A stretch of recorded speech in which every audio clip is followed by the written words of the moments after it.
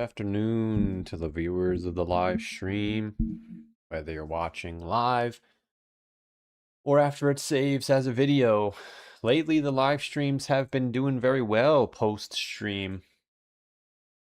You can see the last couple of live streams, we've got over 1,000 views, so people are starting to watch, which is good. This is typically what happens. The closer we get to the peak, the more viewers we get. That's been the case the entire bear market. So I'm not even going to bother with an intro. We're just going to start the stream. Welcome. We got Velez, Knights of Insomnia, Bad News Barrett, Greg Coates, Richard Desmond, BetaBot, James Howlett, J.K. Rowling, Andre Rojas, Camel Blue. Did you guys see the doo-doo coins we talked about over the last 2 weeks? They all moved up. Loki had a spike. Did you see that? Loki got a nice spike. Shiba had a nice spike. Same exact thing that happened in January. Now we're waiting on Pepe also. Pepe had a nice move up. We're waiting Mog as well. Mog is trying. We're waiting for Sui. I think Sui is next. Sui has to have a pop. Even Doge had a nice little pop. Nothing big yet, but I don't know if the rally's done. I don't think the rally's done yet. I think we're looking for a couple more coins to push higher. We look at total 2 or total 3 even, you can see just absolute nothing. No rally whatsoever. It should get a little higher though. We're looking for it to come to at least this high here to match what happened in January.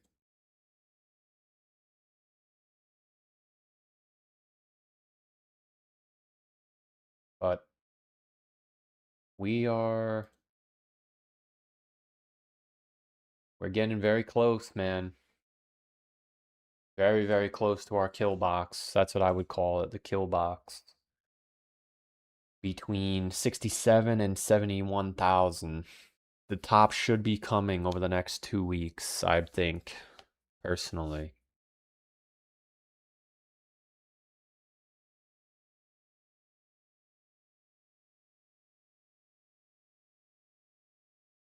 We got Mr. Meowasis in the chat. Gumal.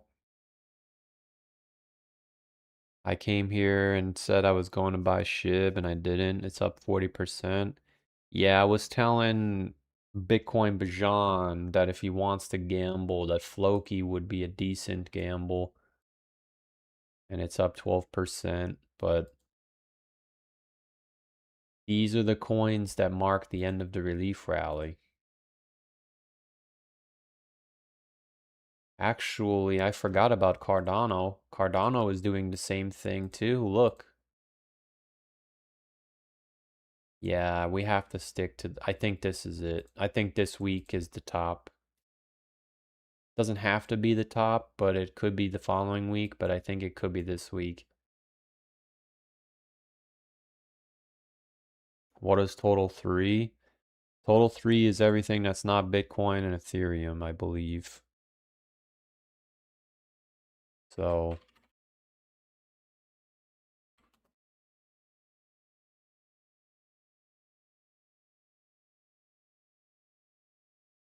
basically altcoins.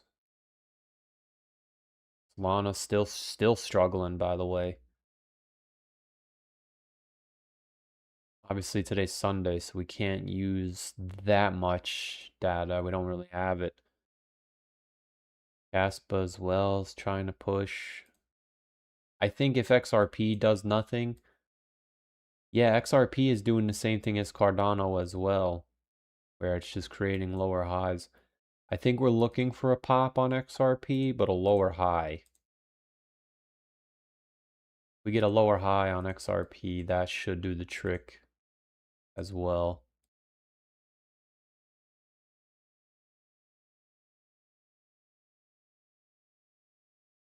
But we're in max bullish territory. We should get this push to the upside.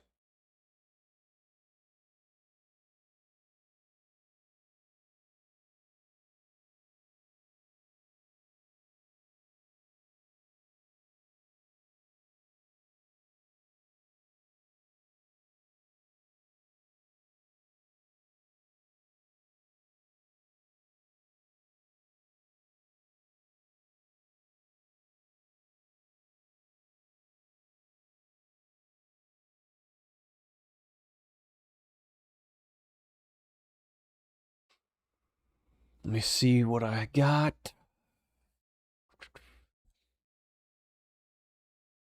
Oh yeah, we got Chill Guy as well. Remember we talked about Chill Guy getting another push. Beautiful push. Yeah, I think this is it, guys. I think the top is this week.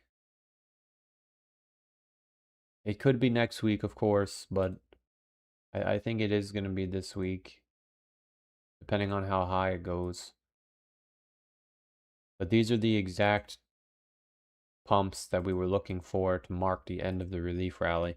It doesn't necessarily mark the top of the rally, but it marks the ending point. Because Floki topped in January, and then at the second half, Bitcoin peaked. So Bitcoin peaked a week later. So I'm open to a top this week. I think starting this week, we could look for a top.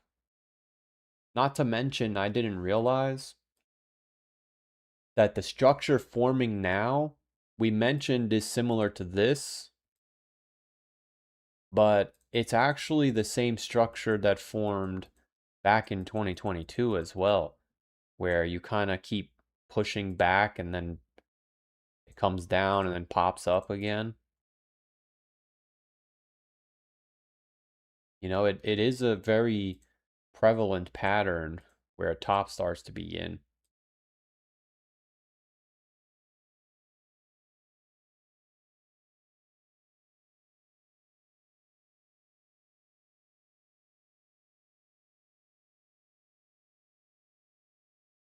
We get a new day, new 3-day today, no 4-day. 4-day is still max bullish.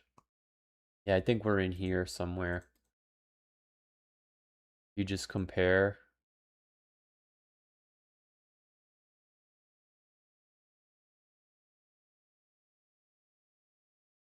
You look at the stock RSI. Look at what it's doing.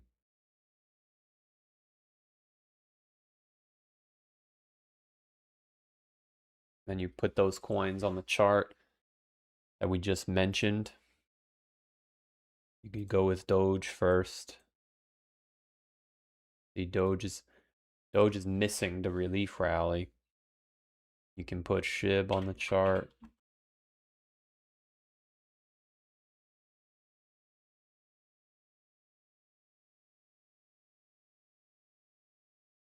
We're missing Shiba.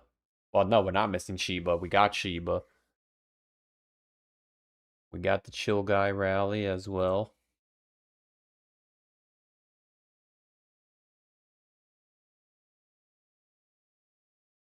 So we're getting very, very close, I think, to the top here. We're missing that one last push to the short-term realized price. That's all we're missing. Should be this week.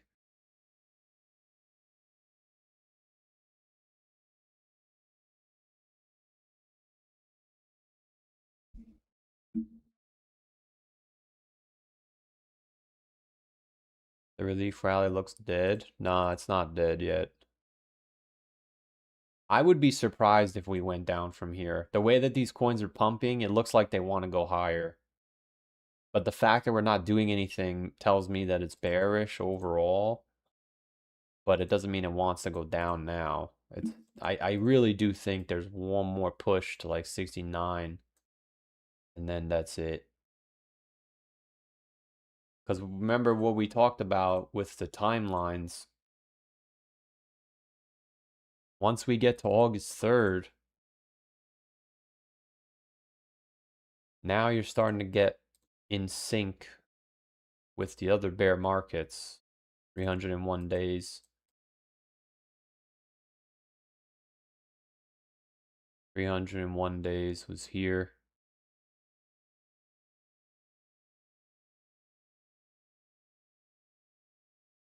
And 301 days.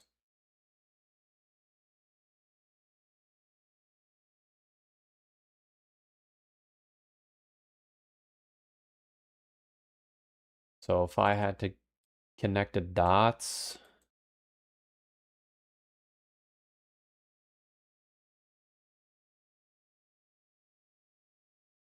we can look for one of these scenarios.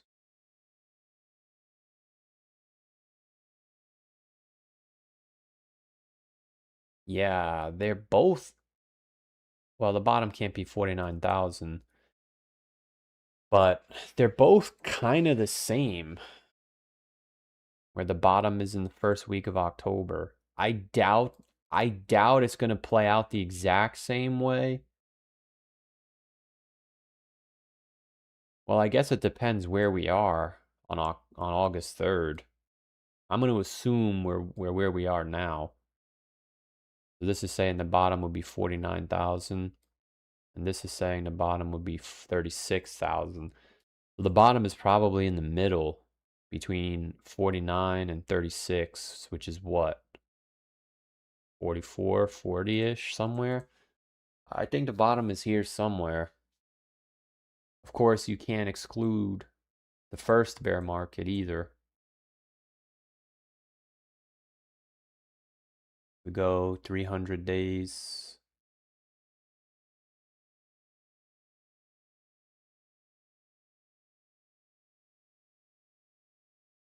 Yeah, 2 out of the 3 options say we could just sit here.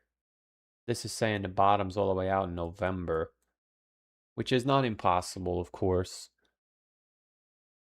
So we're looking for this bullishness to wrap up pretty soon. Yeah, this says the bottom is in November. But I think this week, the whole week is going to be decided by the S&P, because if we do get that 2-week sell signal, which is going to be tough to confirm. Yeah, this week's a big week. It's going to be tough to confirm it, but not impossible. It's already there. It just has to go sideways for another week, 5 days.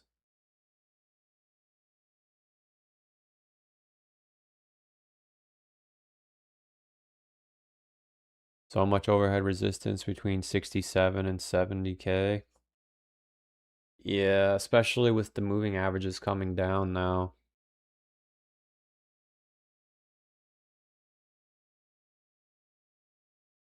We may stay bullish when they keep the rates the same. A lot of people expect a rate hike. Well, it doesn't matter what the people expect. It's what the market expects, and the market expects no rate hike.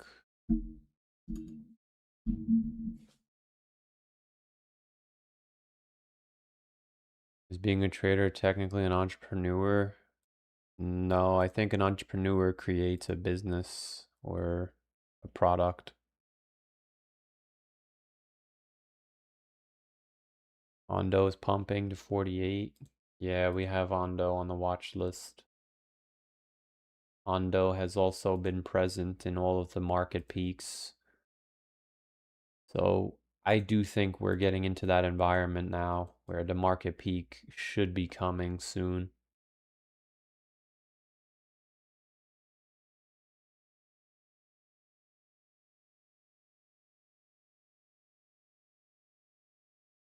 I do. I think the peak is coming.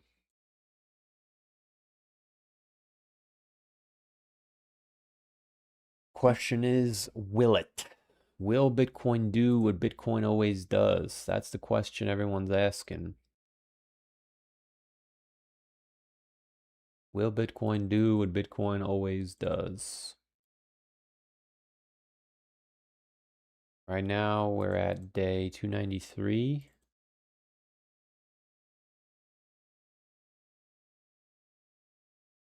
We're down 48%. At 293 here.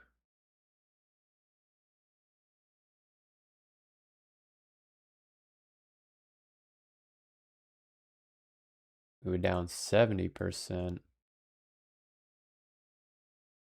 293 here.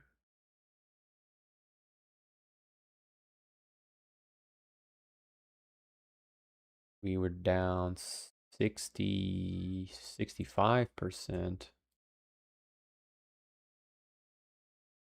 Day 293 here. We were down 75%. And from there, we fell 48%. We fell 50%. And 22%. So we're looking for 22 to 50%. Probably not going to be 50%, and it's probably not going to be 22%. So it's probably going to be 30. Yeah, everything I look at says like somewhere in the 40s, low 40s, high 30s.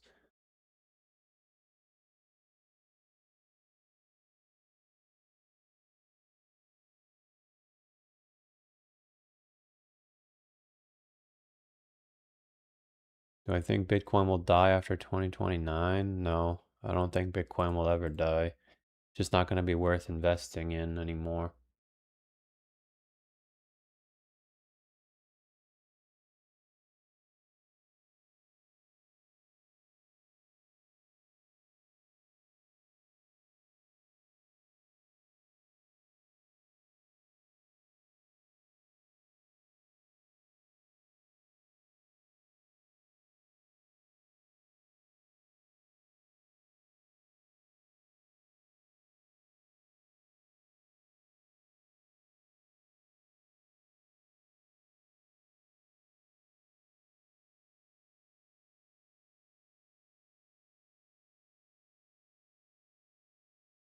Oh wow, XCN's still bearish too. Yeah, I guess I'm surprised. XCN usually gets a big spike as well, no? Would we be looking for a spike on XCN? Probably.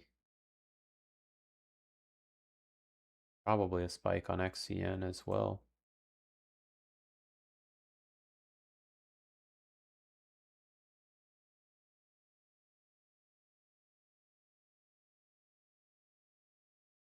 I guess we can argue Avalanche shouldn't do anything.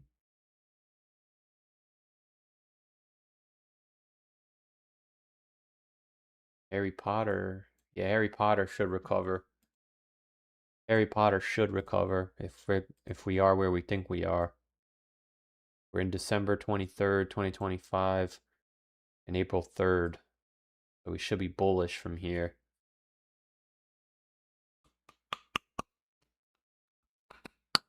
So let's just speculate and let's just say that the top is August 10th. Let's just say it all August 10th is the top. How long does that give us? Yeah, that still gives us 58 days. And the top was what day? August 6th, October 6th. So the top might be like, it could be October 12th or somewhere around here. Yeah, so if the top is in the first 2 weeks of August, we still have 64 days after that. So if we end up getting rejected, actually, I want to make a chart that I can keep. Let's see. We don't want to use the Moonboy chart. Let's use KuCoin. Yes. So what do I got drawn here?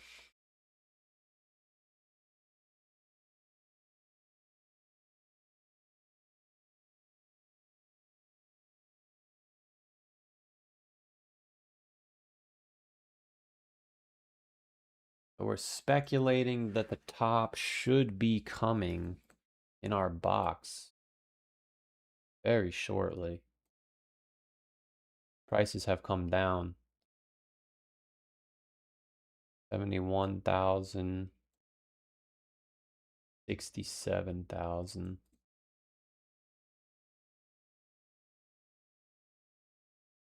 Yeah, 67 at least.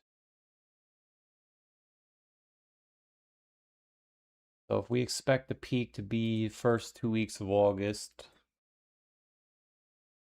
and the bear market bottom should be in October somewhere, let's just say October 20th, just to be safe. That leaves us with 70 days to go down. And we already established that it only takes 20 to 30 days to go down. This whole move was 30%. This whole move was 38%. This whole move was 22 days, 28%. So if we top at 68K, we have 72 days to go down to 40K, which is 40%. So that would be similar to the move we saw in January, where it took 23 days to go down 38%, which is very unlikely. I don't see that happening. I think the most realistic expectation would be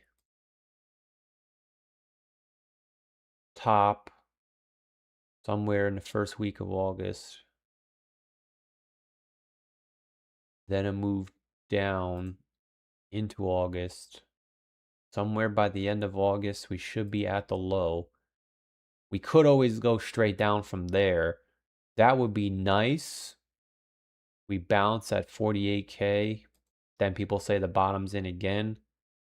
Then we bounce one more time. And then we just go down to the bottom. That could be scenario number one.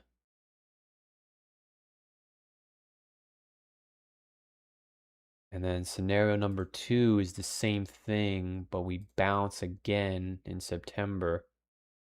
And then we get a big crash in September.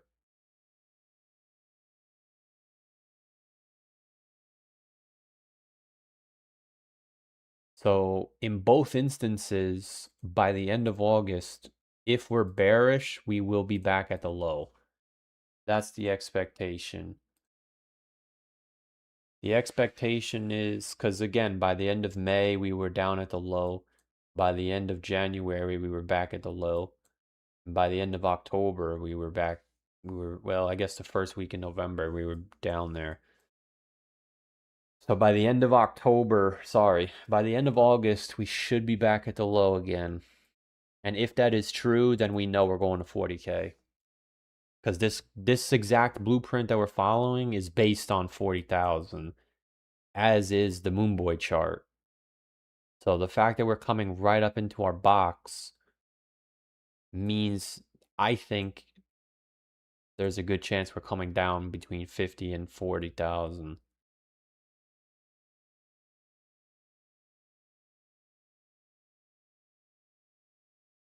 So we're in the closing inning right now.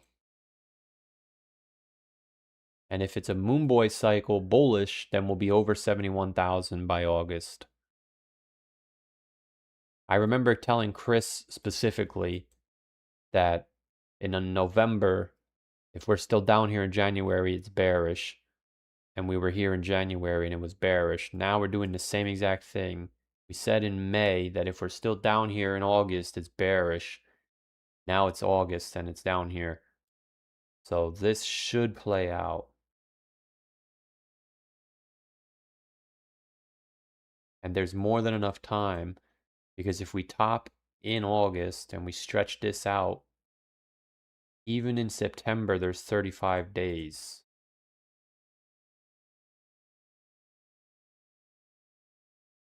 So the only piece we need to have, the only thing we need to see to have peace of mind that it's going down is to see the price come back to the 60K level at any time in August. If we come back to 60K at any time in August, we know it's going down.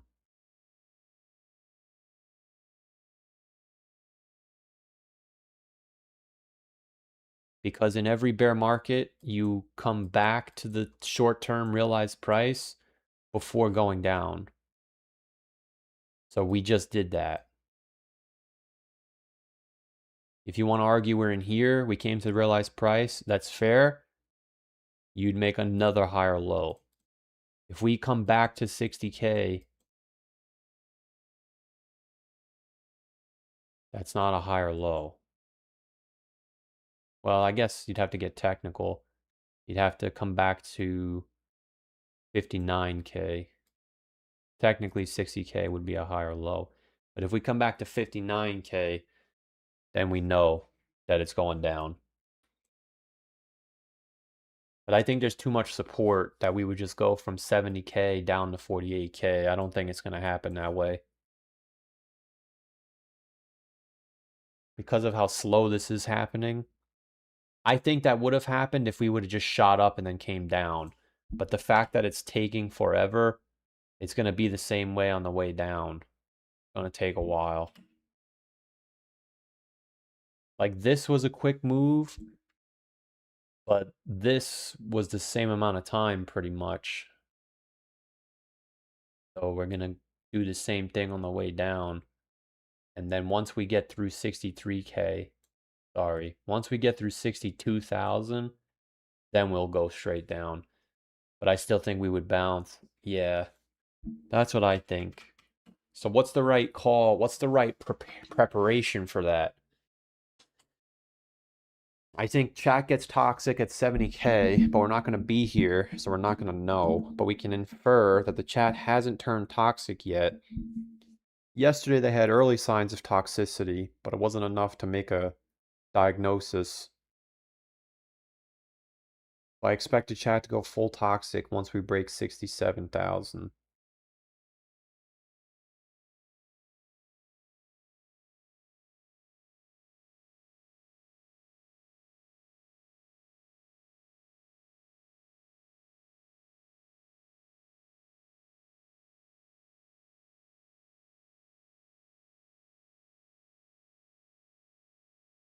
Yeah, so I guess we'll simplify it down to this. If we're in a bull market, Bitcoin will get over 72,000 in August.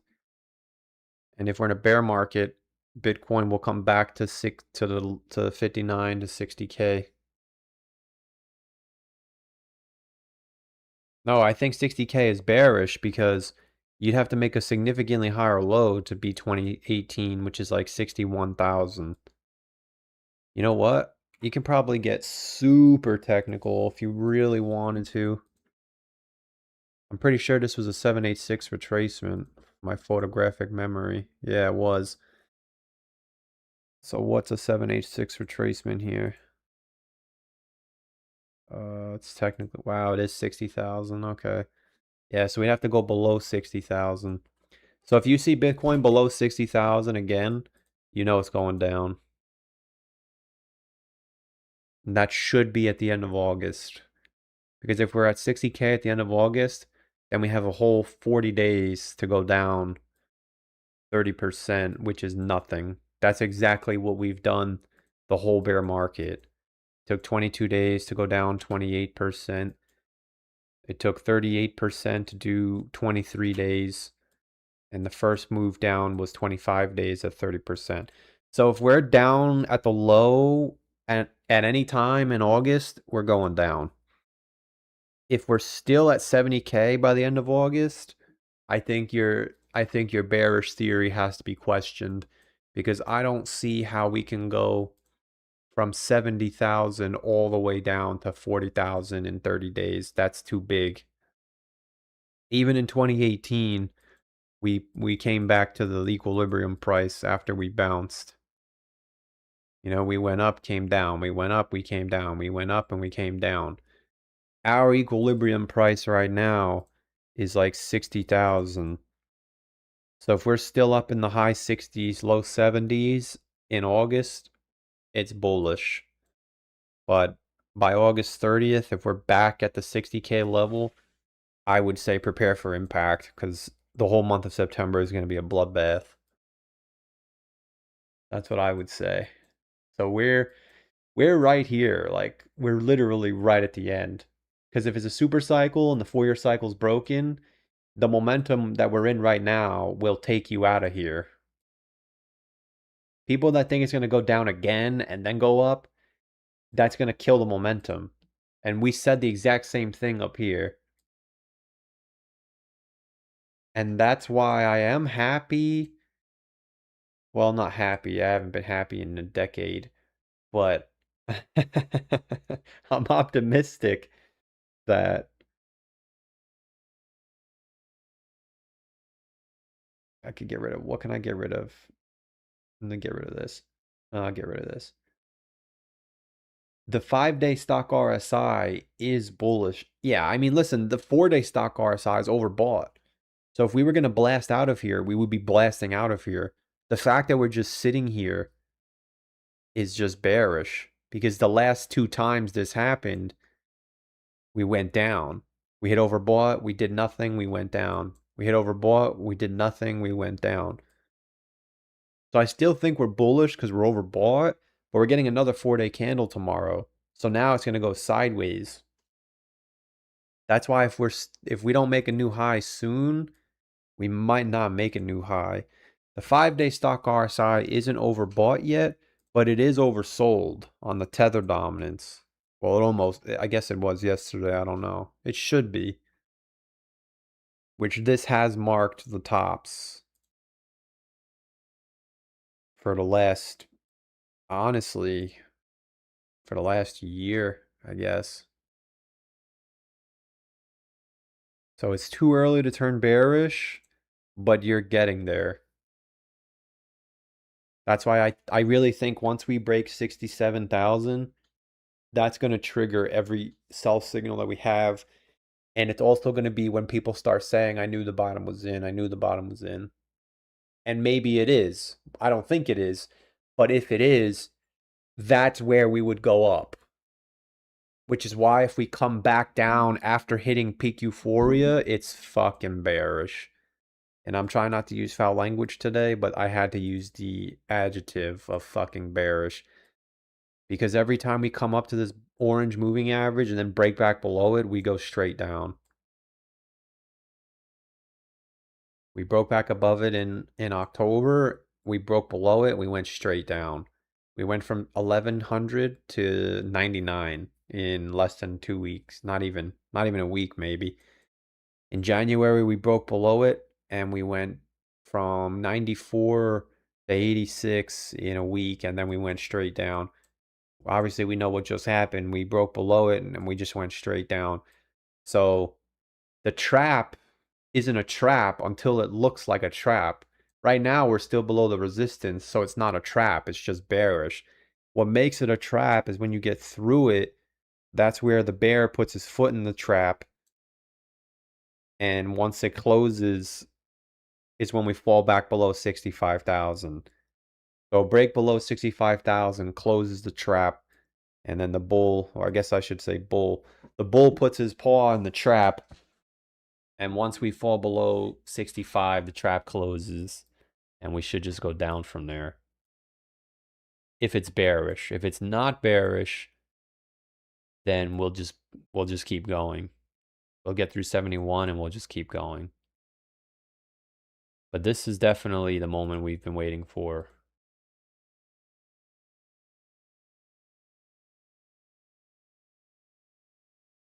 How come this isn't? Oh, yeah.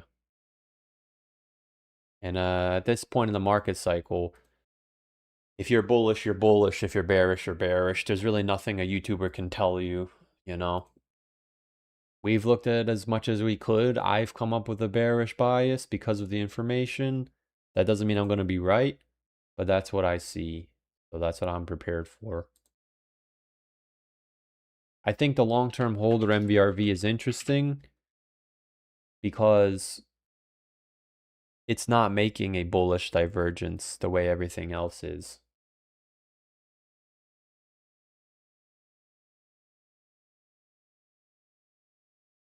You see how it's much lower? Even though the price is back to where it was.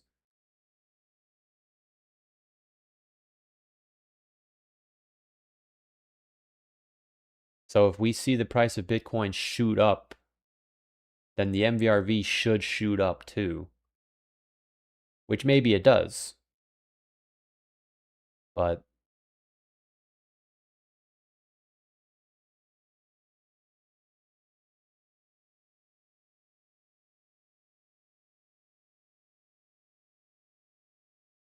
we never reached green. We beat this chart into the ground, man. We really did. We beat all of these charts into the ground. The chef's kiss is going to be getting yellow print. But we can't get it until we get over 67,000.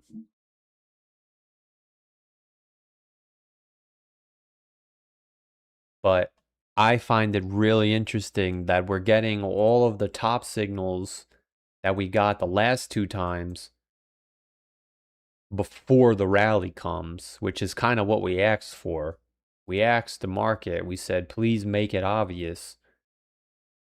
Now, I'm not saying it's obvious as in I know it's going down, but I specifically asked my trading view, I said, can you give us the signals it's bearish before it's bearish? Shiba just went straight up, which has always marked the top. I mean, pretty much forever. Whenever Shiba goes up, it's just bearish. Right? Shiba went straight up in 2024. That was the top. It went straight up here. That was the top. It's always bearish. Whenever Shiba pumps like this, it's always bearish, man. You know? So, well, I guess technically this one wasn't bearish. That one was bullish. Even this one was bearish. So, if we see Shiba start struggling over the next 2 weeks, that'll also tell us that we're bearish. Chill guy as well, we already discussed. You know, these are the signs we talked about when I said we asked for these signs on stream. That's what I meant when I said that, signs we asked for. We said if chill guy can pump, we know it's bearish. Now, if chill guy just goes straight up to 3 cents, obviously there's an issue, but rejection would be bearish. SPX has actually been doing nothing all year, which is very interesting. I'm kind of surprised actually SPX isn't going up. Maybe it will, or maybe it already did. Which, this is a bear flag. So, I think if SPX doesn't pump soon, we can speculate that it's bearish. I can't really say loop ring because loop ring is a dead chain. So I'm not going to say that loop ring is a signal. But it is worth noting that loop ring has spiked every single relief rally. That's an undeniable statement. Doge didn't spike yet. I don't think Floki spiked. I don't think Floki spiked enough. But these are the signs I was talking about when I said we asked the market for signs. We asked for a Floki pump. I don't know if I would run around saying that's a pump, but it's something. Should be a little bit more than that. And I think the icing on the cake would be MSTR. I don't know what it's going to do. Yeah, MSTR says it's almost time to go down. We should turn bearish the first week of August, but that's next week. No, that's in 2 weeks. So a week from today, that week could be where the top is. Maybe the top isn't this week. Or maybe it's on Friday or Saturday. But MSTR says we could be bearish from August to October. Which I'm not saying we have to follow this, but it's been pretty damn close. Pretty damn close, man. I didn't alternate this altercated, however the word is, whatever the word is. Altercate? Yeah, it's altercation, right? When you change something. I didn't altercate this in any way. And we've almost been spot on following this. Not we as in me, but we as in Bitcoin. It's almost following it to the T. It's not to the T, but it's almost to the T. So we would turn bearish somewhere in August, and the bottom would be in October. If it's going to play out. But that's what we just went over today. Today was a very brief stream. I mean, the stream's not over, but I don't really have much to tell you. But now we're prepared fully because we'll know that if Bitcoin comes up and then comes back down by the end of August, we know we're going down there. If we're not going down there, then we'll just come up, we'll come down, but we'll stay above 65,000 and then we'll go higher by the end of August. So August is that month. July was always going to be bullish. June was 50-50, we didn't know. August is that month where if you're bearish, it has to go down. If you're bullish, it has to go up. If it goes sideways, it depends where the sideways is. I think if you go sideways above 70K, you could definitely argue that's bullish. I think if it's below 63, that's bearish. Anytime you're below the short-term hold to realized price in a bear market, it's not pretty. Which, that's what makes it bearish, is you come up above it very, very briefly, and then you just go down again. So if we're truly bearish, we really shouldn't stay above 67,000 for much time. Probably this week and then come back the following week, which would be the first week of August. Yeah, so I would even take it as far as if we come up above the realized price and then we fall back below it in the first week of August, that was the top. That's what I would say. So the trap itself, like I'm actually envisioning a trap right now, like one of the trap, like a bear trap. Whatever you want to call it, a bull trap or a bear trap. I'm envisioning the claw, this thing, where if you step in it, it closes on your foot. This is right here. So bears would step in because they're assuming it's going to go down. And if we get above 71K, it was a bear trap. Holy shit. But coming up here and then coming back below this orange line would close the trap completely for the bulls because that's what this is. And that's what it's been forever. We come up, here's your trap, then the trap closes. We come up here, here's your trap, then the trap closes. We already went over this many times, but we're just reviewing because there's nothing left to say. 2018, you went above it, trap closes. I just don't know which one are we in. Could we be right here, the smallest little trap? Of course, it's the same timeline, September. Even though we're not in September, if we go to September of 2018, and this is what makes it so important, if we go to in my opinion, if we go to 2018,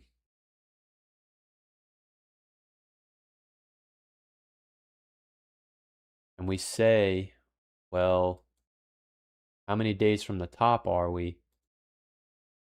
This week coming up, we're going to be 300 days. If we go to September of 2018, I believe that was also 300 days. So the fact that we're coming up to the realized price at the same time, actually it was a little further away,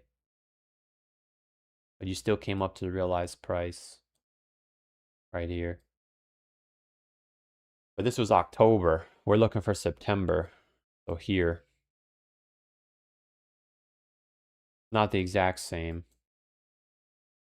I just went over this and it was only 280 to 260 days. So it's not as close as I thought it was. Well, unless the top is already in, I guess you would say that. I don't think the top is in, though. I guess it's not impossible. Because this is 280 as well. This one.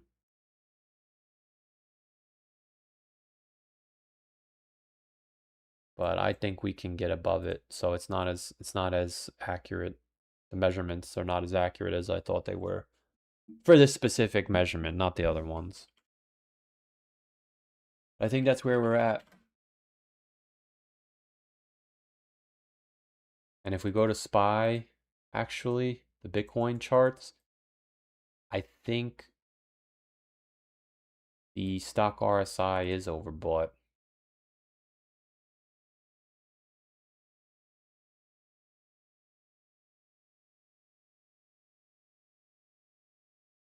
Oh wow, it's still not? That's interesting. It's overbought on a QQQ, but okay, yeah, it is. It's yeah, this week, the next 2 weeks should be where the top is, I think. That's what I'm thinking. The top should be the next 2 weeks. So if you're above 70K at any time over the next 2 weeks, and then you fall below 66, the top formed. That's what I think.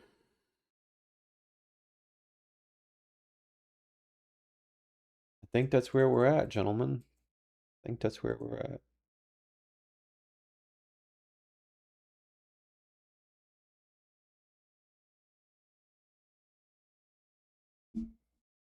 Wyckoff analysis says we need to collect liquidity from the highs or near highs before we can go lower, though.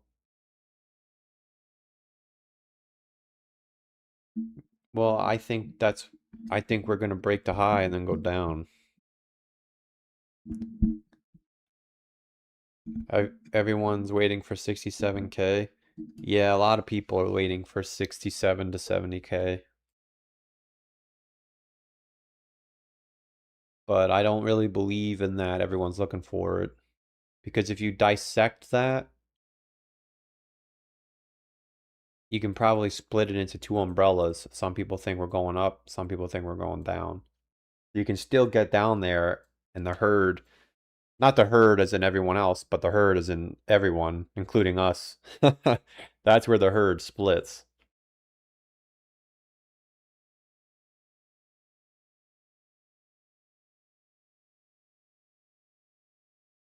Are there any CME gaps? I don't think so.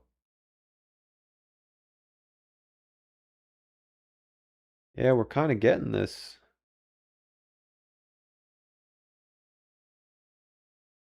No, I don't believe there are. Oh, yeah, I don't know. There aren't any. I don't think CME gaps exist anymore. I think they made it so it's open all the time now.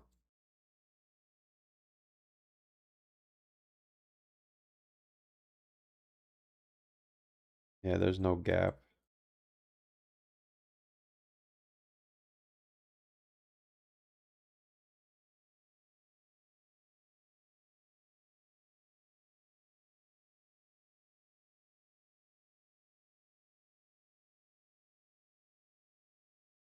This isn't a gap anymore, but it was at 70,000. Where's everybody going short from?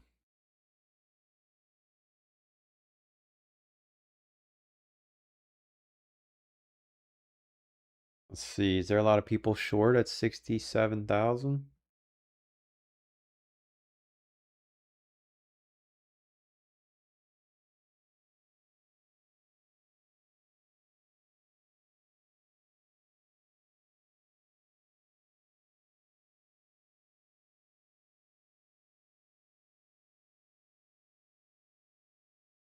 Come on, these mother... Dude, you literally have to sign up for everything now. I remember the old days, you used to be able to just click on this shit and then it worked. Now you have to sign up for everything.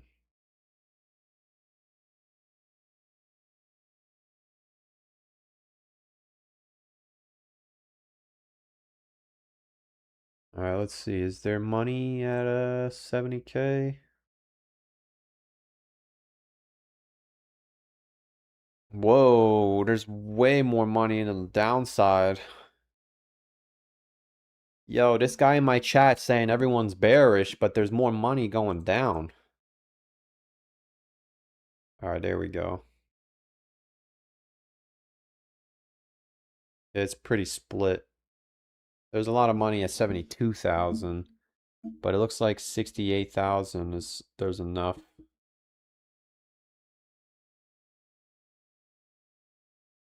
3 billion at 72 and 3 billion at 57. So it's pretty much neck and neck.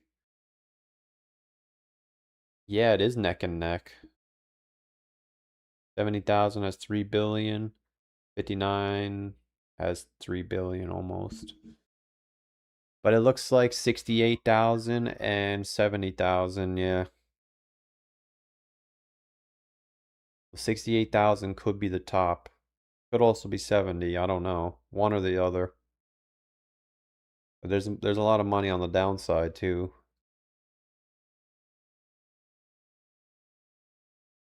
Yeah, 70,000 again. 70,000 is a nice number.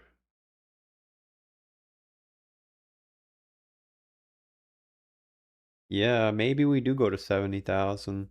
68 to 70 is where I think the top is. I don't know if we have enough juice to get to the 200-day moving average. Damn, we going down again? What the fuck? Guess that was it. No, I'm just kidding. Yeah, what if... Yeah, I guess you have to be open to that too. Like, we're right here. We're forming one of these. It's always possible. You gotta be open to it. We're getting very close to the end, in my opinion. I just hate how fast it goes down. That was like five. Oh, it was more than 5 minutes. Weren't we just up here when I was talking?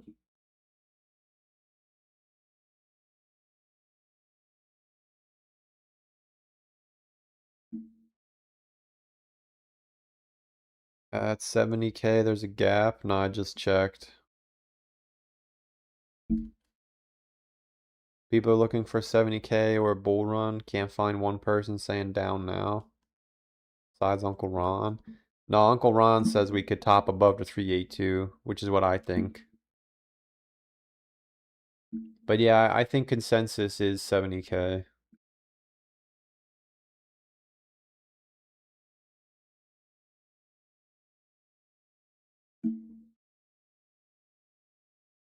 $45K in August. I really don't think that's common, man.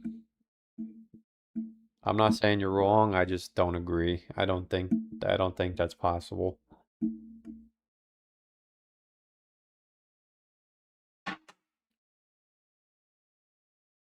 Especially the way they were moving. It looks like it wants to go up one more time. I think we don't hit 45K until late September. Of course, the faster we hit 45K, the lower the bottom is. If we hit 45K in early September, then maybe the bottom really is 33, 34, 35. But if we hit 45K late September, then the bottom is probably a little higher, like 40 or 39. And then obviously if we hit 45K in October, then that's the bottom.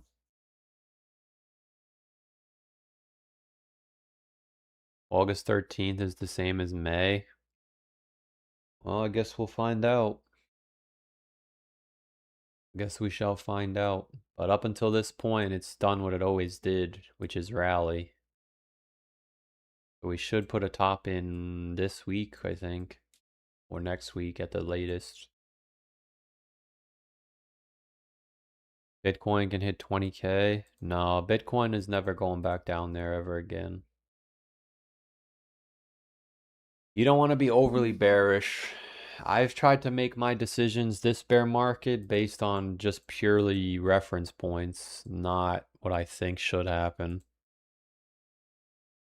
And all the data that we looked at says 39K plus minus 3,000 should be the bottom.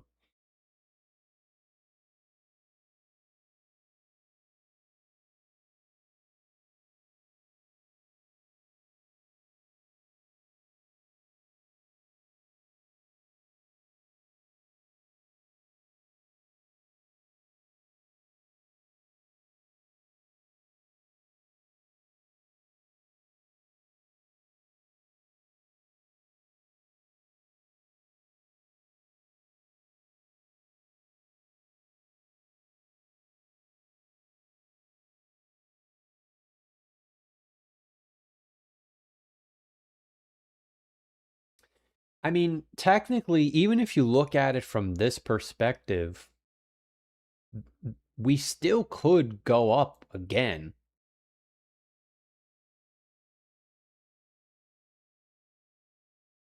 You know?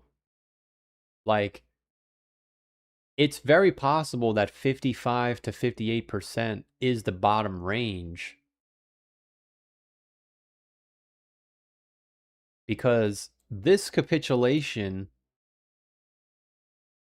the coins in loss didn't really go that much higher. It went from 47 to 57, and we fell by 50%. So this could be true where we're forming the bottom range in the supply and loss, but it could make another high and we could fall by 30 to 40%, you know? Because if you look at it from this perspective, we hit 44% in loss, even 47. But from here, we went from, I think we were like 30K. We went down by 50% again, but the coins in loss didn't really go that much higher. So that's what I'm trying to say too. Just because we're down here doesn't mean we have to go up. We could sit here for a long time. Same thing happened here. We hit this and then we stayed here the whole time, but the price fell by 50%. So I'm not saying, oh my God, the bottom's in because we tagged 50% for a month. Yeah, I think it's going to be a trap, man. I never actually looked at this. The percent in loss was 44% in May of 2022. And what was the price?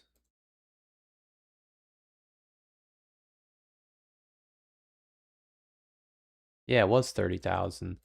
So Bitcoin fell by 48% and the coins in loss didn't even budge. It went from 48 to 55, which is 7%. So a 7% gain to fall by 50%. That would put the coins in loss around 60 or like 58 or 50, 58 to 70. Sorry, geez, 61 to 58.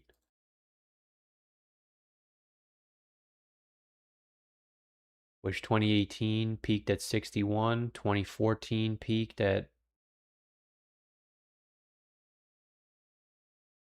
60, basically 61. Yeah, I'm not sold. I'm not sold on this. This one peaked at 55. I think this is going to push up again, make another high. That's what I... Oh, you guys can't even see it. Sorry about that. I think this is going to push up and make another high. That's what I think.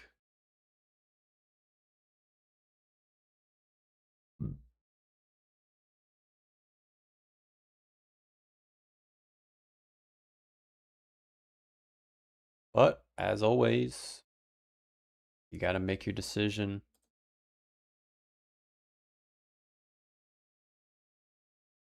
based on what you think and live with the outcome. That's all you can do.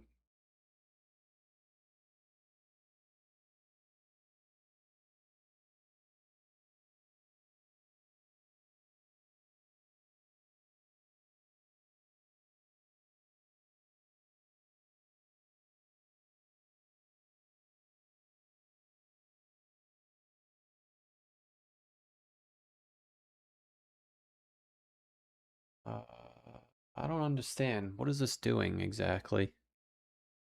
Short-term holder cost basis increases.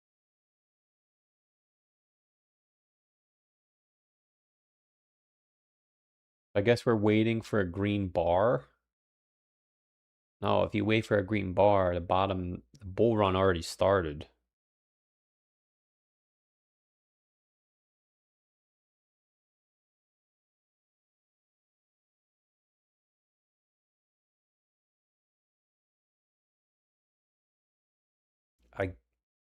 Yeah, this indicator sucks. I can't even read it.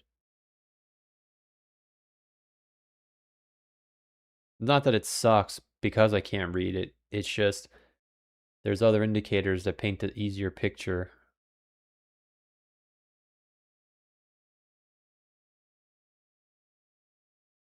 I think we're keeping it basic.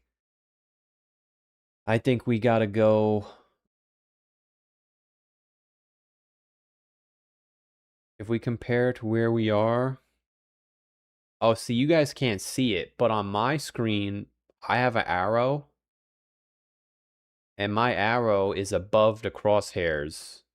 So you see how for us, your crosshair is at $100? My arrow is at like 200, 300. That's why it looks dumb sometimes. I didn't realize that.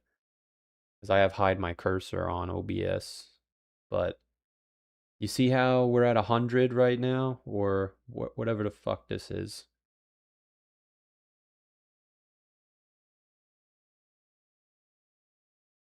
Yeah, we're at that same moment right before we went down to the bottom. I'm not even bullshitting you. Look. Look at where I'm moving my crosshair. And then move your eyeballs to the right. See the y-axis is $100. And then look at the white dot moving around. We went down to the bottom after that. Same thing in 2000 and whatever year we're in, whatever this is, 2018.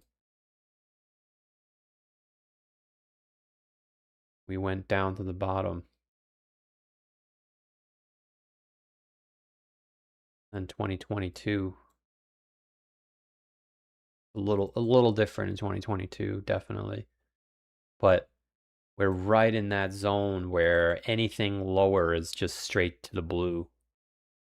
But mathematically, it's not going to turn blue until we go below 48,000. I think 48,000 is the bare minimum. Well, it has to go below 48,000. But that's what we already talked about. That's why I took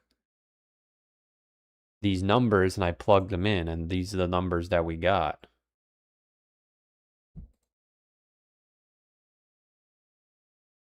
This is what we already discussed. If we take the long-term holders and we plug it in, we're looking at 44,000 as a baseline.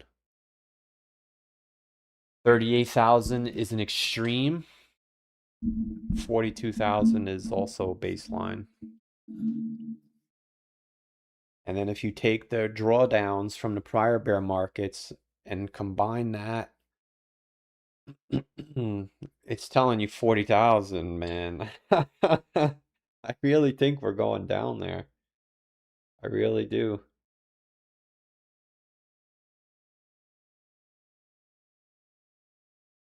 And that's a shallow bear market because the others were 93, 84, 84, 77. So if we jump, even if we jump by 9%, which has only happened from the first bear market to the second one. The third one and the second one, there was no change. And from 3 to 4, it was 7%. So it's not even a consistent drop. So even if we exaggerate it and we jump 9% again to 68%, that still puts you at 40,000. And the fact that the long-term holders, the MVRV is printing 42,000 and 44,000, I have to assume that a base case bottom is between 40,000 Just for the record, this is thinking the peak is 150,000. That's why I scroll past it. Technically, you could be looking at the middle third one, 125. I just think 35,000 is too low. I think a base case is 44 to 40.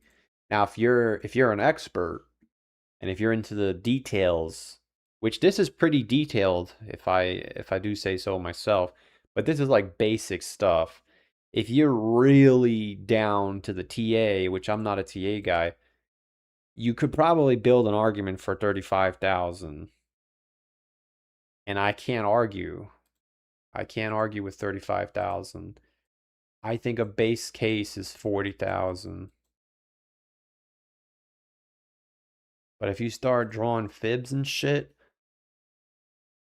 right, and you go like this, oh look, take this fib from the low to the high.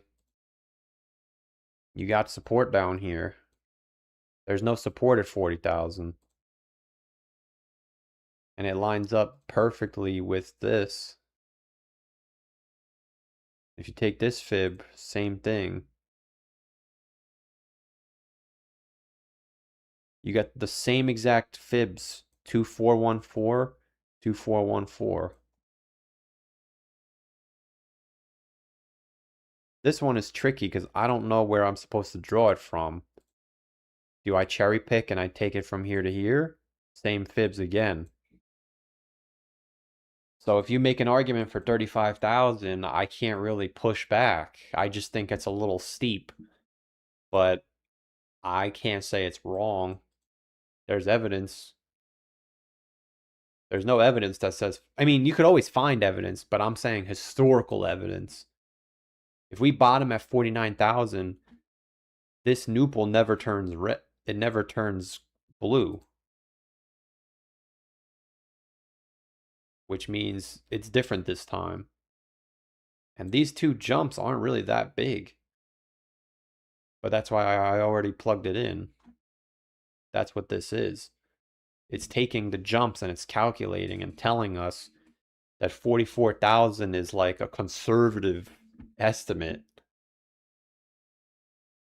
So I guess the question is, what 44,000 is how low from the top? Yeah, that's 65%. I feel like that's where you could start getting bullish though. 65% from the top.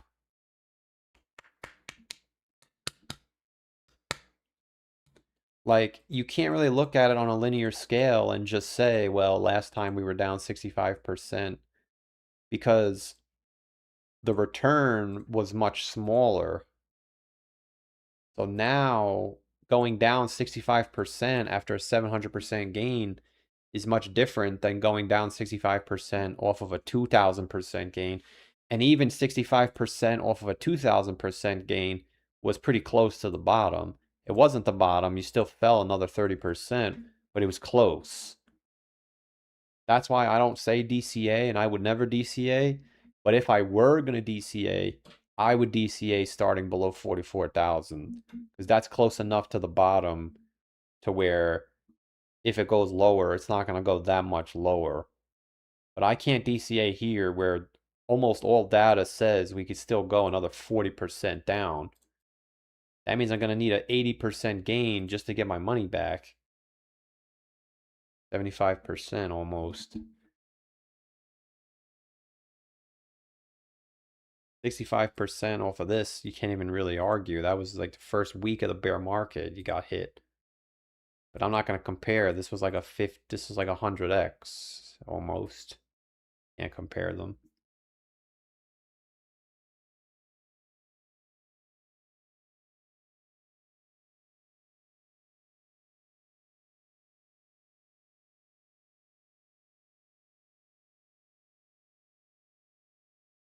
It's 50-50 whether we go lower or not. I mean, that's what you believe. The on-chain data doesn't say that. That's just what you tell yourself, which is fine. I'm not telling you that you're wrong. You got to do what's best for you. I think if you buy Bitcoin here, you will make money at some point, but I don't want to make some money. I want to make as much money as possible. And people want to criticize me. Oh, well, why are you still here? I'm still here because I've always made more money than I planned to, but because I never made money and kept it, I never developed a plan to keep it, so I lost it. Making money doesn't mean anything if you don't keep it. And every single bull market, I've made more money than I wanted to. I just didn't have a plan to keep it. So this time around, I have a plan to keep it. That's why it doesn't faze me when people say you're still here, you're always wrong. No, both times I made life-changing money, I just gave it back. But I would have given it back anyway if I bought Bitcoin because I wouldn't have made that much in the first place. I would have held, which if you're just going to hold Bitcoin forever, that worked in the past. That doesn't work anymore. And there's evidence of that. That's not even my opinion. There's hardcore evidence that if you're just going to hold an asset, you're better off holding a QQQ, in my opinion, as of this market cycle. Unless you bought the exact low, of course Bitcoin is better. But if you're DCAing, you're not buying the exact low. You're DCAing, which means you're buying anywhere. And Bitcoin versus QQQ from 2017, this actually says from 2017 you're underwater, believe it or not. I know that sounds crazy to think, but the QQQ has been on steroids lately. I don't know how long this is going to go on. This fucking thing doesn't want. Holy shit. That's why for me, if I were going to DCA, I'm DCAing a QQQ. Yeah, it is beating Bitcoin almost. It's up 286% from the Bitcoin top in 2017. We're up 230%. So the QQQ is now a better asset than Bitcoin. You heard it here first. I don't want to hear it. If you disagree, that's fine. The sky's blue. Well, actually, the sky's clear, and it's a reflection. Yeah, yeah, yeah. The data says QQQ is a better asset as of today. Thanks for playing.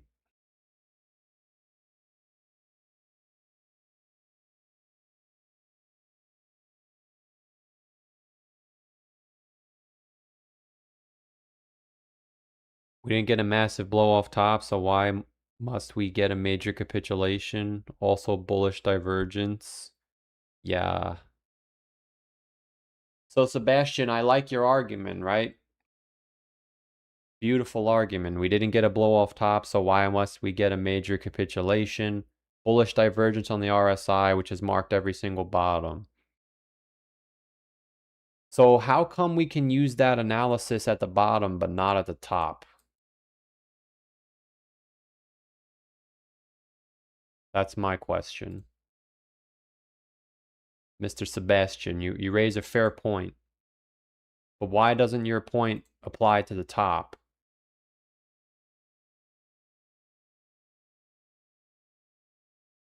Why was this not the top of the market cycle if there's a bearish divergence? There was another rally here.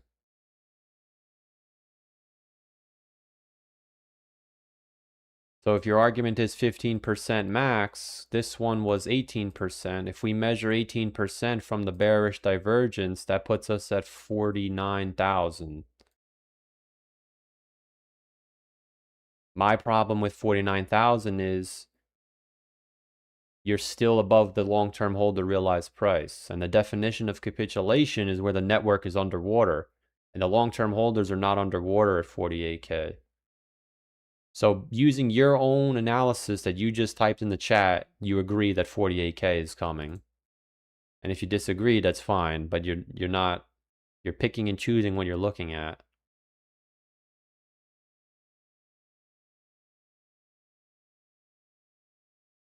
And if you want to look at back here, the reason why this argument doesn't work is because this was one bearish divergence. We have two here. There's a second one.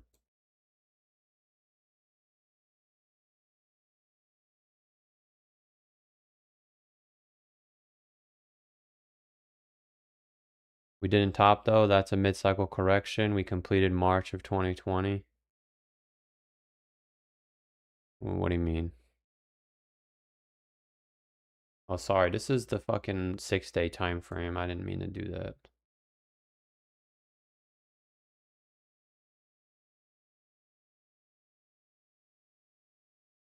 Pretty much the same thing anyway. So Sebastian agrees with 48K is on the table. Thanks for playing, coach. Put me in, coach.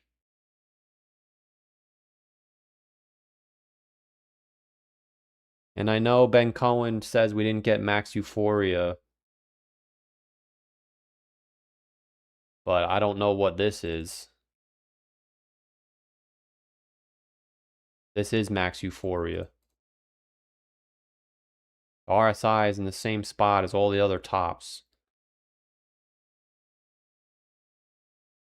This was your euphoria, March of 2024. It wasn't what we wanted it to be, but that doesn't mean it didn't happen. Because I'm willing to bet almost every single person in this chat, you had the most amount of money you've ever had in your life, March of 2024. I know I did. That was euphoria. We just didn't want to believe it.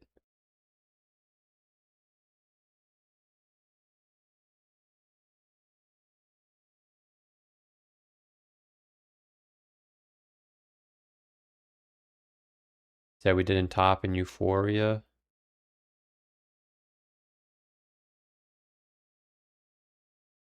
Well, this guy wrote we didn't get a massive blow off top. So why must we get a major capitulation? Could the bottom be a bearish? Could the bottom be a bullish divergence? It could, technically. This could be a higher low.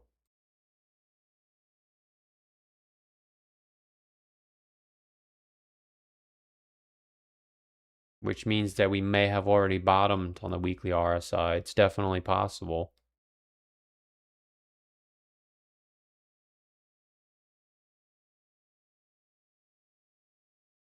Just like how this wasn't the top, but it was euphoria. It's possible that this was the bottom and it was euphoria. But that's not possible either now that I'm thinking about it, because if we're expected to go down, maybe it is possible though, because look, the RSI is kind of in the same spot. Where were we on January 19th? Yeah, I guess the RSI kind of is in the same spot.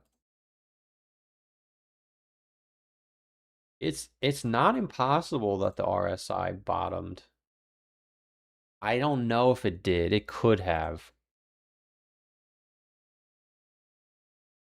Because if we're at the same spot as January of 2019, of whatever this year is, and the RSI went down to 26, if we do the same exact move, that puts us at 30% to the downside, which is 44,000. The RSI should theoretically be in the same spot.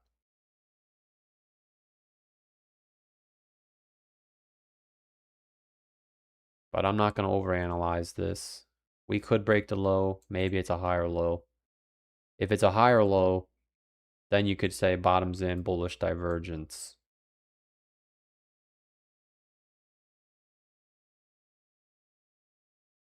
But I'm assuming this gentleman is just copy and pasting, because he said every bear market marked a bottom when there's only one. There was only one time. So I disagree. That doesn't mean I'm right. That's just my argument.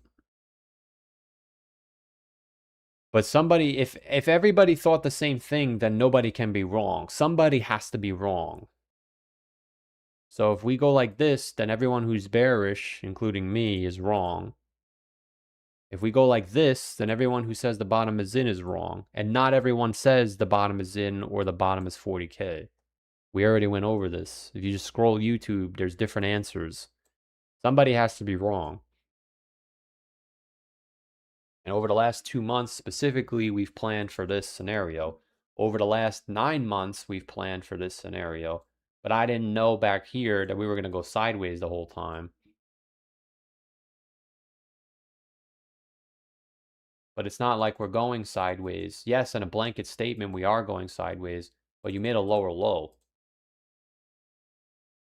So now if we make another lower low, and then another lower low, that's not sideways.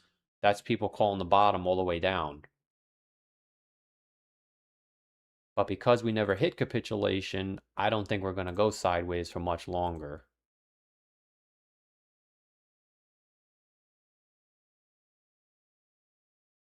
I think we're about to hit capitulation very, very shortly. As you can see, capitulation is less than 25%. Well, I guess you can't see it because it's small, but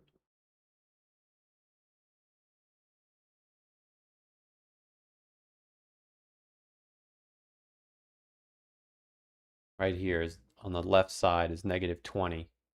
Capitulation hits -20. Right now, the lowest we went was +37. No, 15, sorry. And why I focus specifically on the long-term holders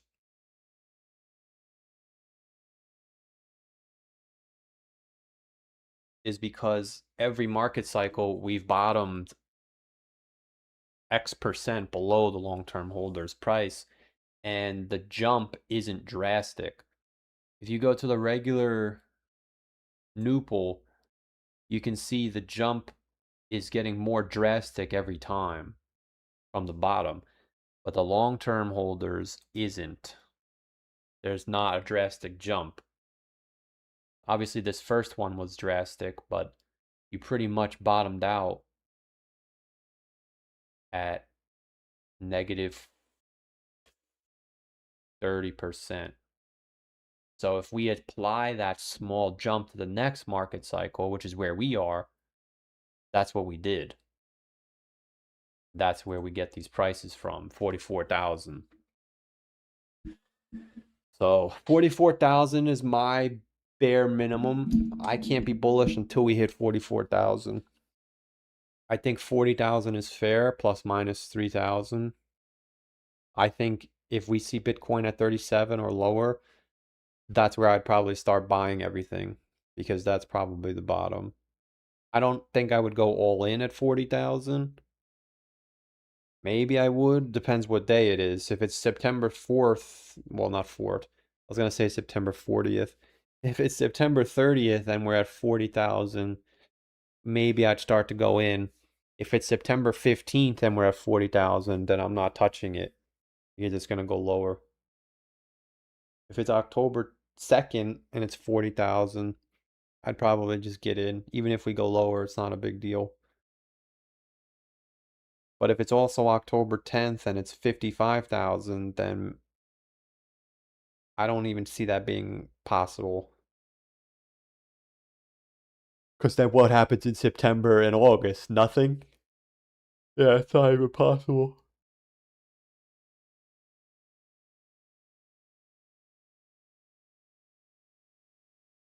But this is where we're at, you know? People that are bullish are bullish, people that are bearish are bearish. That's all you can do is prepare. Because it's coming. It's coming, all right. It's coming soon. The VIX is max bullish right now.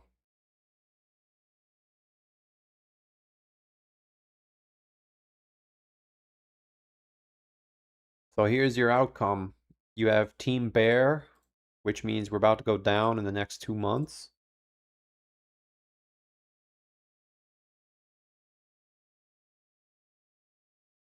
As you can see, we went down here,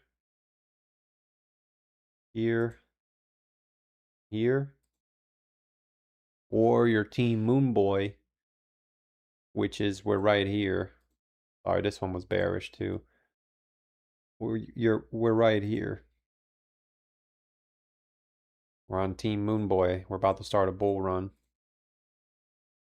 But something is coming very shortly. So best of luck. That's all I can say, you know? Best of luck to you all.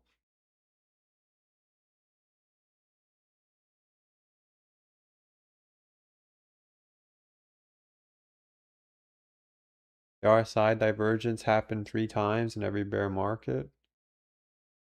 Let me see. Maybe I'm looking at the wrong thing. Maybe I'm looking at the wrong chart. Let me see. Bullish divergence has happened in every bear market. From our friend Mr. Sebastian. Captain Sebastian at your service. So we had no bullish divergence in 2018.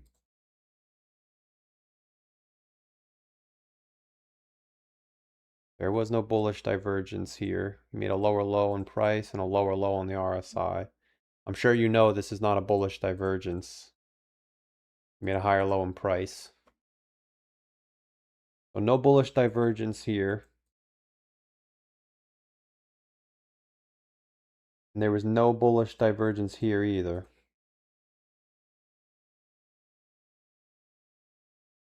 Now, if you want to argue this is a bullish divergence, if that's your argument, then technically on this chart, I can't argue with you.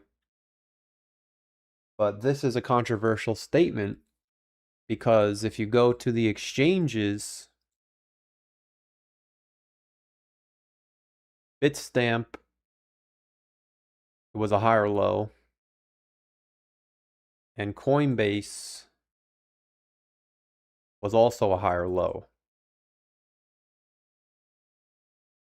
So I don't know what exchange existed to make the index do that.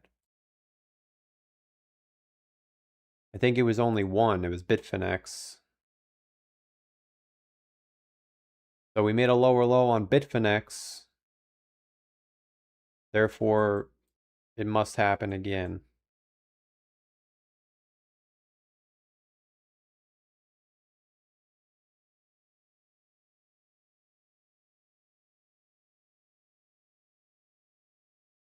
I think we just go sideways in August and September.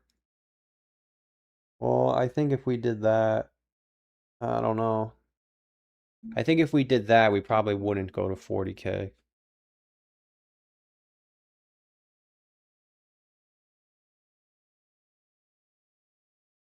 You do realize in 2019,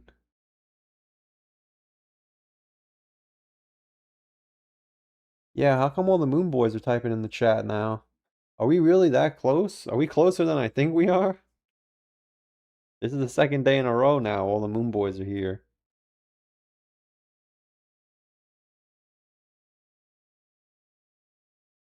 My net worth topped in December of 2024. Really? Wow. What'd you buy that your net worth topped in December? Well, I guess that's not impossible. A lot of coins did top there. Now that I think about it. Doge, Ethereum, what's another one? Pepe, rather, not Ethereum.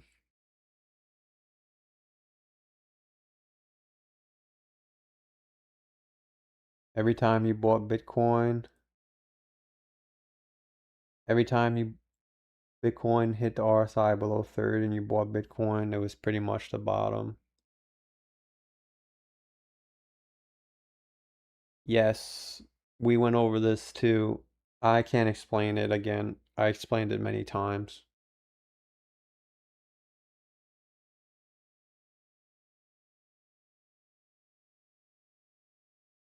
I'm a big fan of you, by the way.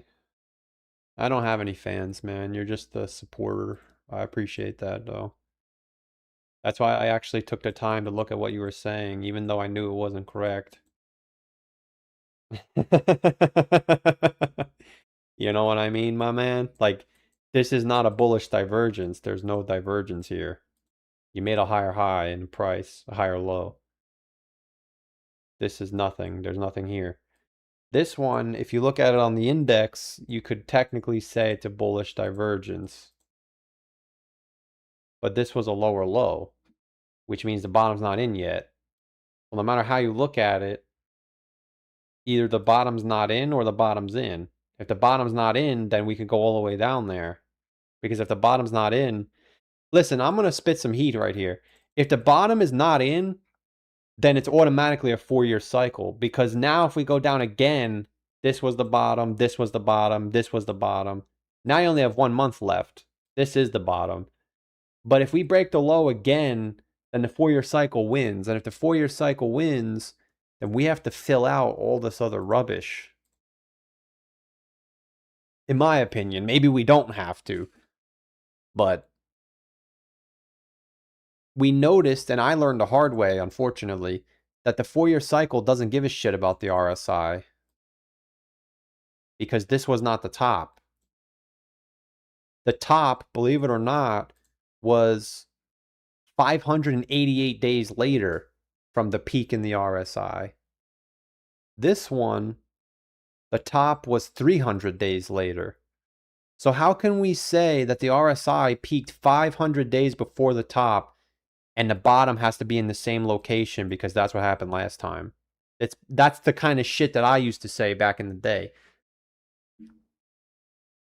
If something keeps falling from its high point, of course it's going to hit oversold faster. That's why this one was even faster, because the peak was actually the peak.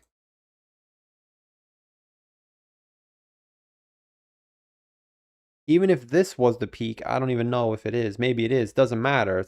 It's 200 days. So this is 567 days. This is 530 days. This is 700 days. Then it's not even close. And I learned that lesson the hard way because I thought the top was going to be here because of the bearish divergence. Even though I would have been right for my own net worth and I was wrong for the cycle, it doesn't matter. I was wrong. The top was here. So the top was a whole 580 days before the RSI. But because there's a divergence here, because it bottomed where it bottomed last time, even though the RSI took an extra 200 days, 280 days actually, I don't buy it. I think it's a trap. And I'm confident that it's a trap, and I'm not saying I'm going to be right, and I'm not discrediting what people are saying, but I know it's a trap because I fell for the same trap at the top.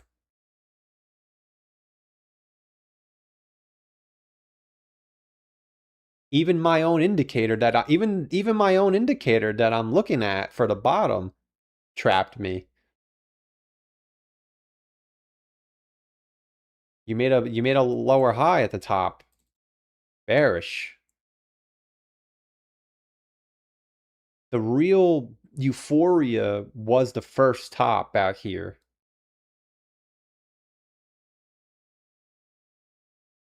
That's what my opinion is. I'm not trying to say what my word is gospel. That's just what I'm preparing for. That doesn't mean I'm going to be right. That's just what I'm preparing for. And I can't personally argue the bull run's about to start when if you look at where every bull run started, and I could slice through that shit right now. Every single Bitcoin bear market, every single Bitcoin bull market started where the stock market had I don't know if I'd say oversold, but look at where the RSI is on the stock market. It's in the same spot every time. We're all the way up on the ceiling right now. So if people want to be bullish here, that's fine. You're being bullish in April of 2021, August of 2017, and January of 2014. Which, again, if you think it's different this time, I can't argue against that. But there's no evidence that says we should be bullish here. In every bear market, the RSI for the stock market was just as low. And I have evidence for me to think that it is going to go down there now because we're getting sell signals. Now, all it takes is one bad month for SPY, and it's going to print a red dot. And the last two red dots, the last three red dots, the last five red dots, Jesus, how far back do I gotta go? Yeah, it's just bearish. So we don't have a red dot now, and I don't think it's bearish yet. That's why I think we're still bullish. But if we get a red dot on the S&P, there's a 0% chance I'm throwing my money in because some guy told me that the RSI made a bullish divergence. Not you. I'm saying like that bullish divergence is everywhere on YouTube. But if you look at other assets, I just can't be bullish here. There's no way. Not when the semiconductors, they pulled back now, but the super cycle was in May too. The bottom was in. I already bought in because I was told the bottom was in back in February. There's no way I'm buying in here. The RSI is too high. Well, now it came back to earth, but that's just my opinion though. I'm not trying to what's the word I'm looking for? I'm not trying to disprove or discredit what anyone else is saying. Maybe it's different this time, but that's what you'd have to bet. You're betting that it's different this time if you buy in now. Even if you're DCAing, you're still betting it's different this time. Because if you weren't sure, you would DCA. If you were sure, you wouldn't DCA. Even the monthly RSI we discussed, it's making lower lows every market cycle. This would be the first time that didn't happen if the bottom is already in.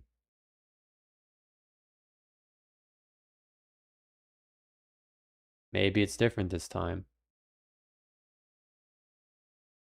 But if it's not different this time,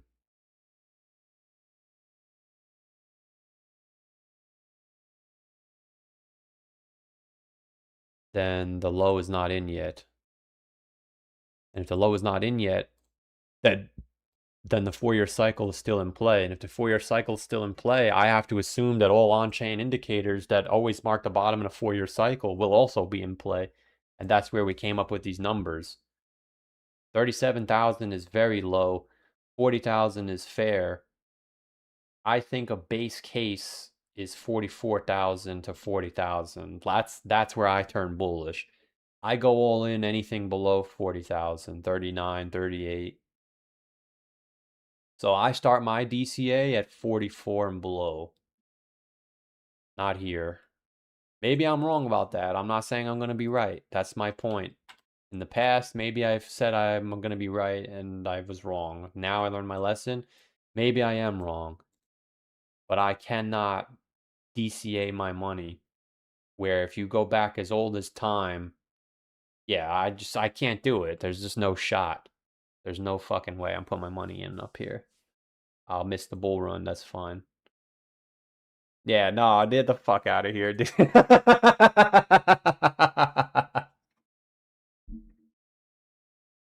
Come on, man. Come on, man. Don't try and get me trapped now. Don't get me trapped in the hopium now. I can't put my money in here. No way. I never looked at it from this perspective.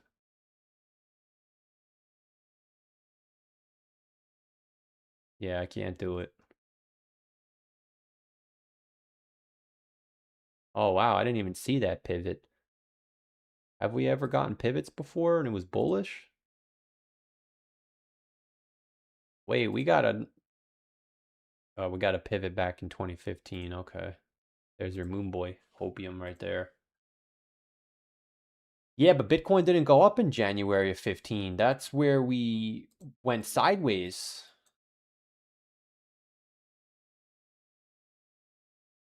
Yeah, I can't do it, man. So this chart says best case scenario, we go sideways for a year. Or we're going to crash like COVID, which is what I think. Or it's a bear market like 2021 and 2018. But I don't believe that.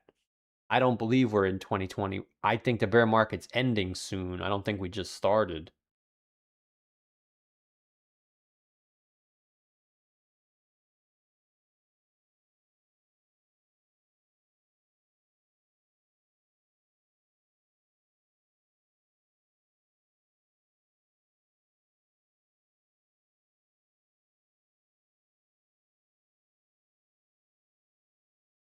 We got Spittin' Heat. This guy's name is Spittin' Heat. Dude, I'm not gonna lie. We're spitting some fucking heat right here. I never saw this before.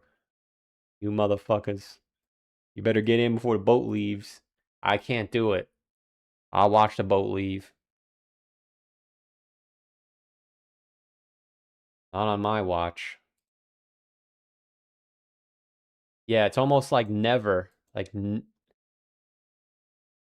dating all the way back to the 80s. The fucking 1880s. Where you guys were we weren't even like our parents weren't even alive.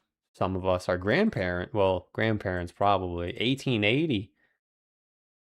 Buying in here has only worked 1, 2, 3, 4 times in 120 years. I'm not doing it. You guys can FOMO in. I'm gonna watch on the sidelines. In 140 years, buying in here worked 4 times. 2085. Sorry, 1985. 1995. It didn't even work in May of 2014. That's the problem.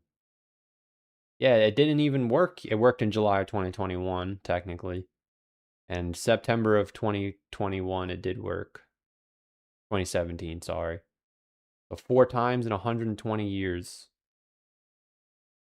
1, 2, 3, 4. Yeah. Maybe 5 in September of 2021, 17, sorry.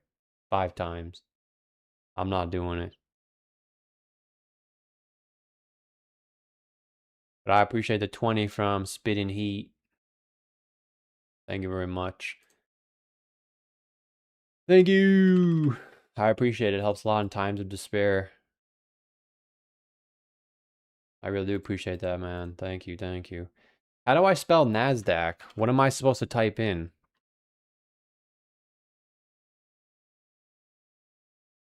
Or did the NASDAQ just come out? Is my youth showing?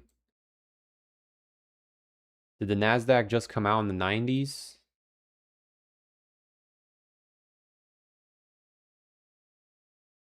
No, here it is. The 80s, okay. Yeah, there's not as much information here.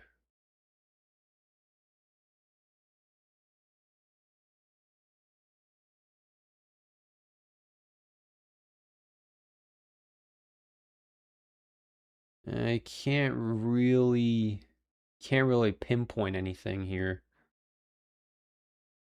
No, it's all different shapes. Like I actually think this is bullish. I think we finish this correction and then we go up again. Then the top is in 2029. Yeah, 2022 was a nasty bear market. I actually think that's going to be 20 I think 2029 is going to be 2021, which doesn't sound like rocket science, but we didn't really get a bear market for stocks this time. It really makes you realize how bad 2022 was and how we didn't take advantage of it well, some people did, I didn't.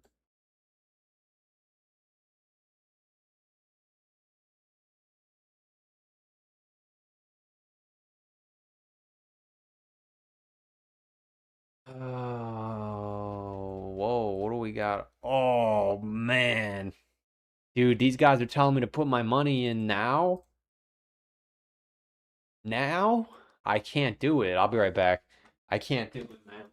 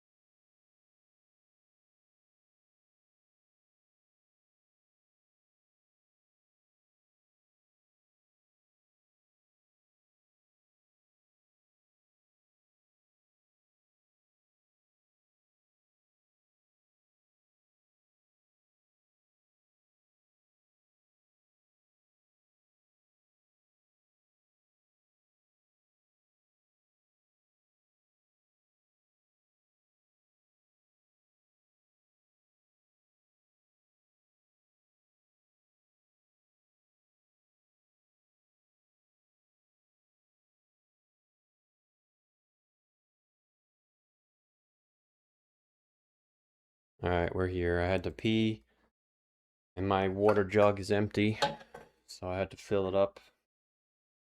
See, that's the perks of not having a camera, because now you guys don't know when I leave or when I come back. I think I'm going no camera full time. I lost 13 viewers, but that's okay. They weren't contributing to the stream anyway.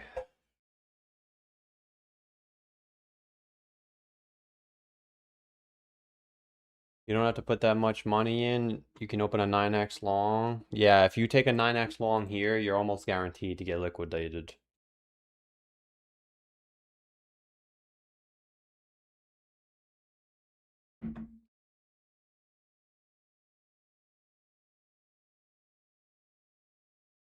Yeah, you want to see a jump scare? Close your eyes. Oh! Oh! Oh! Yeah, I think we're gonna get it, man.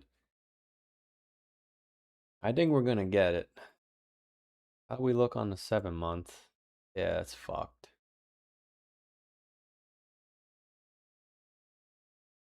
Oh wow, even the 12-month is looking kind of scary.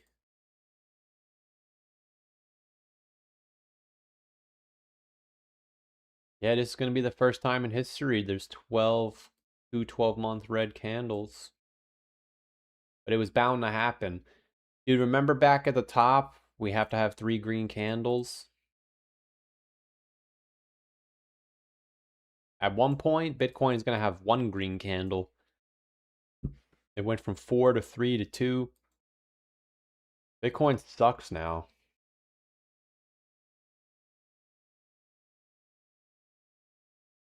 DZ said hopefully the bottom is in. DZ called the super cycle though.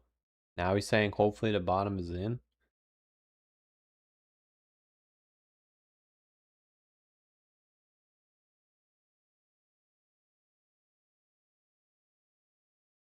Griot says I have to get in. I'm running out of time. Please don't be stupid. My man. My man. I appreciate the feedback. I appreciate you looking out, man.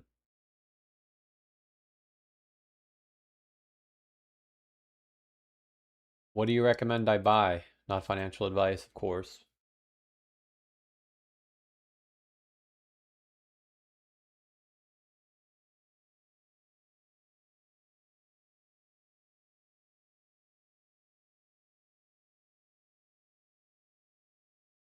Yeah, Tether still never went down. That's the missing piece for me, too. Tether. When we see Tether capitulate, then we could say the bottom is in.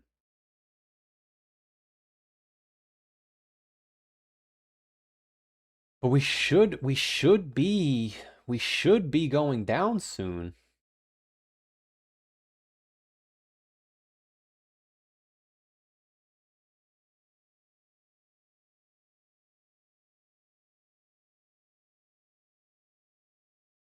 Right?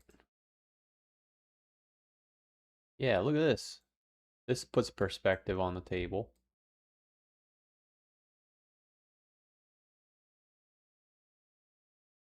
Why the Tether? Where's that guy that says we're in 2019? The Tether says no. Tether says get ready. Yeah, Tether says get ready for the crash, Babushka. Tether says get ready for the crash, man. God help me if this works. Put it in Tether. Every time I say the word Tether, I think of the crypto twins when they say put it in Tether. I think it's tradition that we watch this video every so often. This is just, I remember this video from 2018. Oh, what the hell? If you search crypto twins, these 2 girls pop up now. This isn't what I want. Dude, I'll never forget these guys, man. They were hilarious. I think they do political videos now. But it's tradition to watch this video every so often. It's just a classic.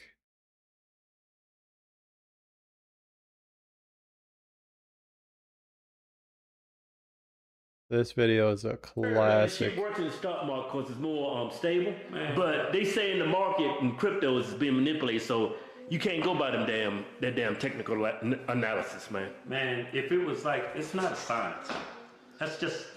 I would say that's more of an art form. It's not a science, because if it was a science, yeah, everybody be rich. Everybody be signing for that class, everybody be billionaires. Yeah.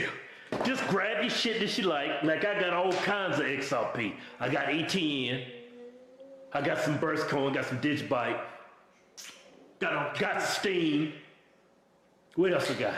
You gonna make all this? Oh, it's here. Here it is. It's gonna go to the moon. It's gonna be, yeah, we're gonna be rich. Yeah, in 30 minutes it's gonna dip. So go ahead and sell it, and then according to the chart, in 3 hours it's gonna go back up 100. I'm gonna gain some more coins. Yeah, do that.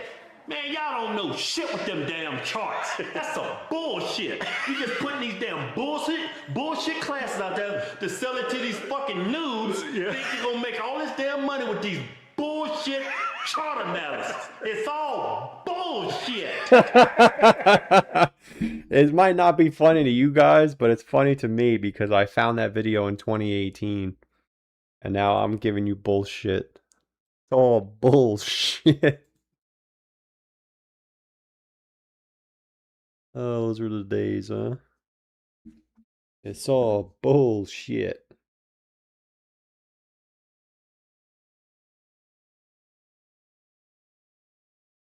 Michael Anthony's back again. Says, I ask about SMPL, that could be a double bottom, that could start moving back to 42. Yeah, this gentleman comes in here every day and copy and pastes the same message. The simple... Dude, this thing's done, man. Get out while you can. Not financial advice. Food companies are no good, man. Cheap food is what people buy, and cheap food is what kills people. Yeah, this thing's done, man. It's over.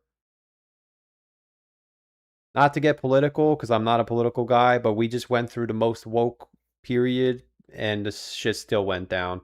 Now eating cold cuts and getting cancer is back in. So this shit is done, man. This company won't exist in 5 years. Not financial advice. All right. I had the same problem. I buy stocks that look like they're gonna go back to the high, and they don't. They just go to zero. Food companies that sell healthy food, right? Remember Beyond Meat? I remember when this came out, it was gonna be the biggest thing. Beyond Meat sucks. When did I write that?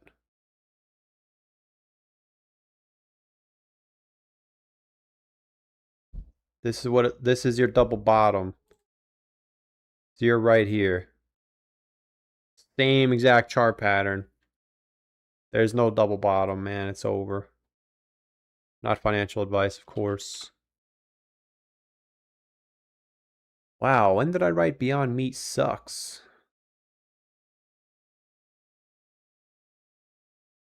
Maybe somebody in the chat wrote that.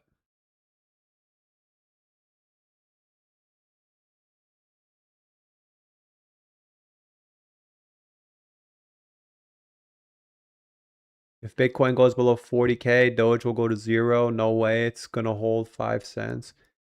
Yeah, it might not. It might not hold 5 cents. That's why I'm starting to shift. The only way Doge holds 5 cents is if it goes like this. Which is, it is possible. I've said that from the beginning. It is possible. But it has to happen now. So this last relief rally we're about to get, if Doge doesn't clear 9 cents, it's going down. My post was deleted.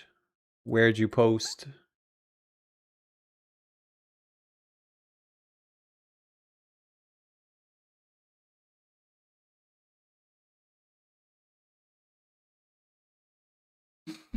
If you're talking about in the chat, you might have posted a link or a contract or something.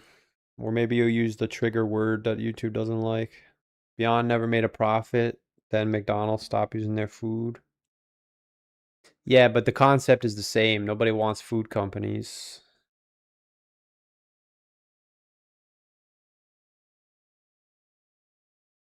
Gone? Yeah, I'm asking you, where did you post?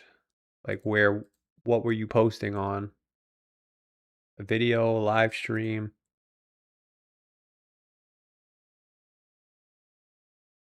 We got 129 viewers.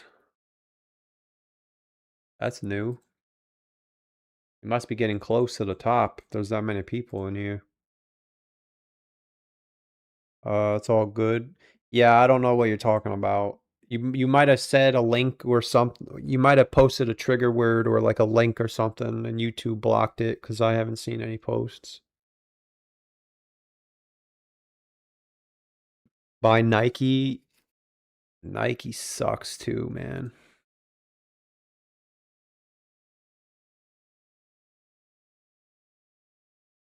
How do you spell Nike? Oh my God, Nike does suck. Yeah, Nike sucks. Why does Nike suck? Do people not like shoes anymore? Yeah, I'm actually curious. Why does Nike suck?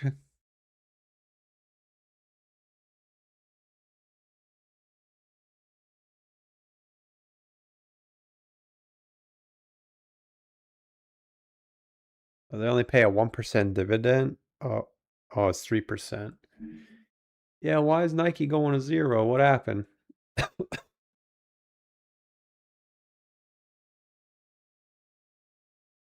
Look at Bank USDT. Is it bullish?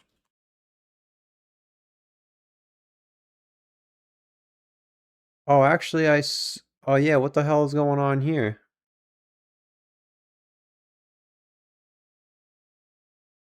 Scam? Oh, here you go.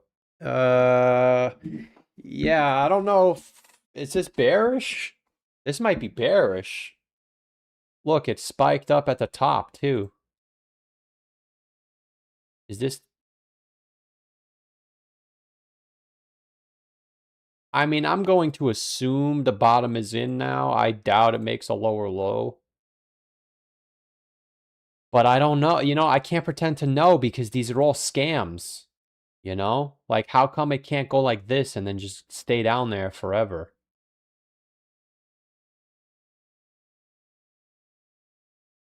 But it looks like this coin specifically does spike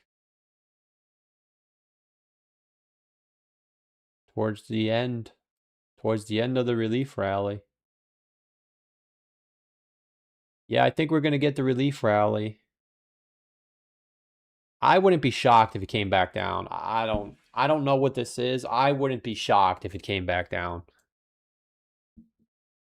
It's just like Zcash. Remember when everyone was like, you better get in Zcash, and then it came literally right back down.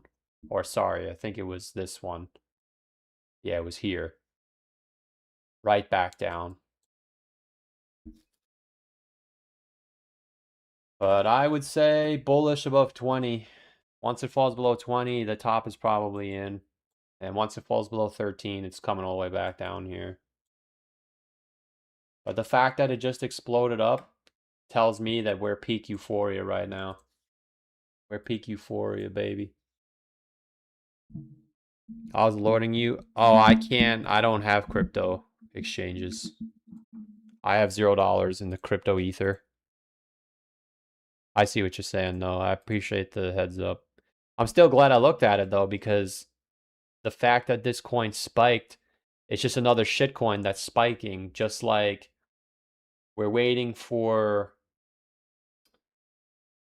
Well, Ondo is not. I'm not waiting for Ondo, but Ondo does this rally when we're bullish. I'm waiting for Floki to do it too.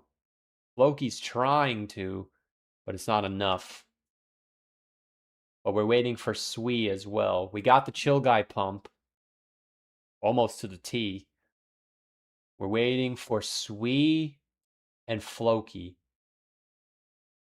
I think Sui should be right here. Should be getting ready to pop. Paparazzi. Same thing with Telcoin. Yeah, watch Telcoin too if we get a scam rally. H-bar sucks.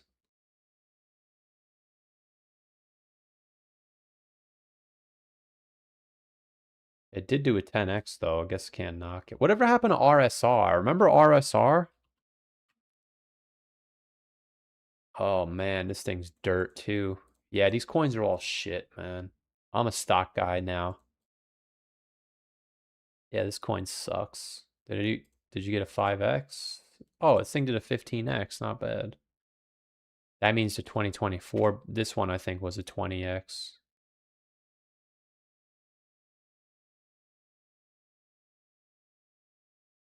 Yeah. Oh wow. This thing did a 90x. Holy shit. Yeah, so it was a retracement. Yeah, so you guys see the common theme here? All the coins that had big bull runs. Hang on, I'm about to spit some heat here. All of the coins that had big bull runs the first time did shitty the second time. That's why you're buying old coins isn't going to work. Because this was the 2021 bull run. And Bitcoin Cash had a shitty bull run. But it was still big if you caught the exact bottom. It was still a 20x. That's why people that are buying coins now, I think they're going to get shafted.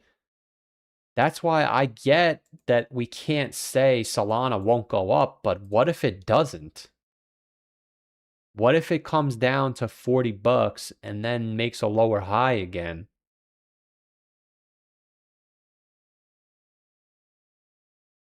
Yeah, I'm staying away from this. I'm staying far away from this crap. I can't do it. Where are my stocks? I'm here, my little stockies. Where's my little stocky boy? You're a little stocky fellow, aren't you, a little fat boy? Oh yeah, don't forget Oracle. You guys told me about Oracle. I'm not buying it, but man, it's bearish. Biggest crash since the 2000s.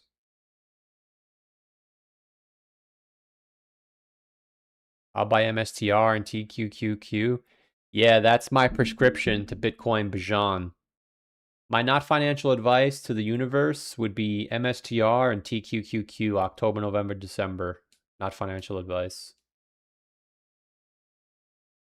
Yeah, we're almost done with the bear market. I'm very excited. I'm not excited yet because I have to get through this next drop. But once I do, if it happens, because I think it will, then I'm gonna get so excited. But my prescription would be TQQQ and MSTR. November, December. Not even October. I'm not even buying in October. It's too dangerous.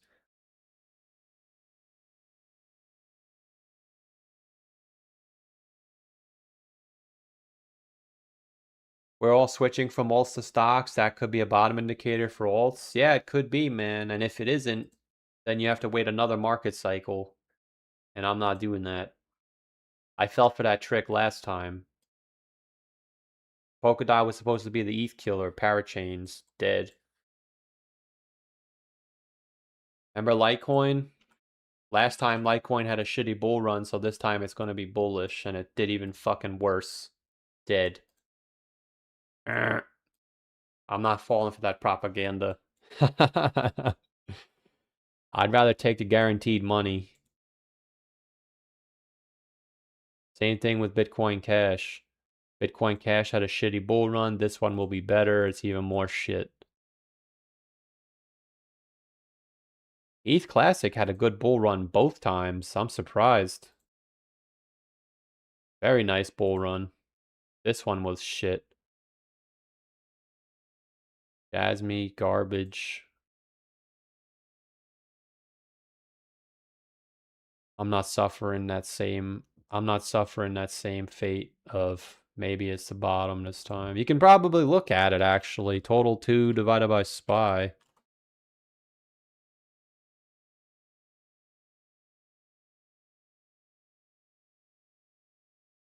Yeah, you know what, Buster?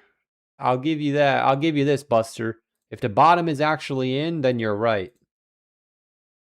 If the bottom is in already, then this is accumulation and we're going to the moon. If the bottom is not in, then this is about to break and it's fucked. I'll give you that, Buster. If the bottom is already in, then you're right. If the bottom's not in, then it's GG. Then you're going to get another retracement. Actually, this probably isn't even right either. You probably have to go total 3 divided by SPY. Yeah, it's all same concept. Yeah, I guess you're not necessarily wrong. It's all dependent on Ethereum.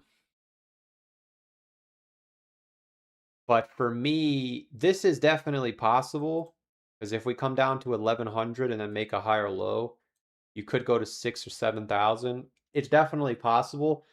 But I'm not going to take the risk of maybe it happens, maybe it doesn't. Because if it doesn't happen, you're going to have to wait another market cycle. We know from what we've looked at over the last 5 months that the ETFs always go up. Right? Tesla, if you buy Tesla every time SPY bottoms, which unironically is every time Bitcoin bottoms, Tesla did a 500% gain. This one was 360 to around 10x. Yeah, I'm not this one was a 600%. I mean, this thing does a 6x at least before Bitcoin peaks. Technically, even here, Bitcoin peaked, it was a 8x. So I'm taking my chances with a guaranteed 8 to 5x. Guaranteed. Now, if you're down to your last 5 grand, maybe that's not the best option. You have no choice but to go to the casino and buy Happy Cat. But I'm not going back to the casino. I promised myself. Look at Mochi. Mochi sucks, man. Mochi. Shib on base. Oh, this thing's dead too.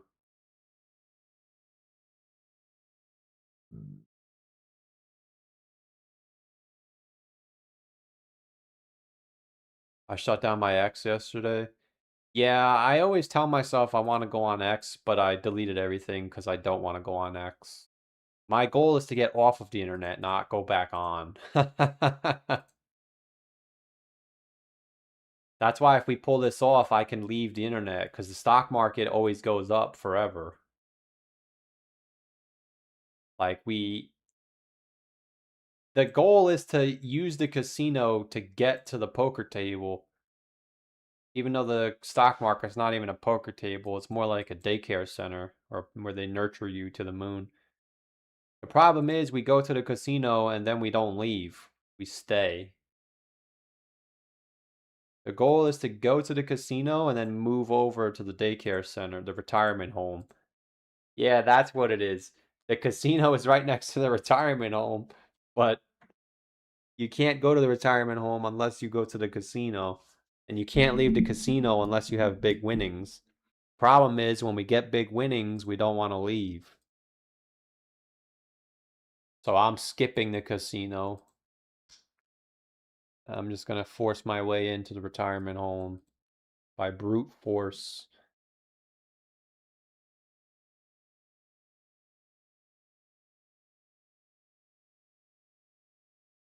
All I need is a Lexus LS400. Alts suck. Robinhood chain is exploding ETH. Dominic says I'm 30 years old. I can still make it. Yeah, 30 is the new 20, they say. Even though midlife crisis is technically like 36.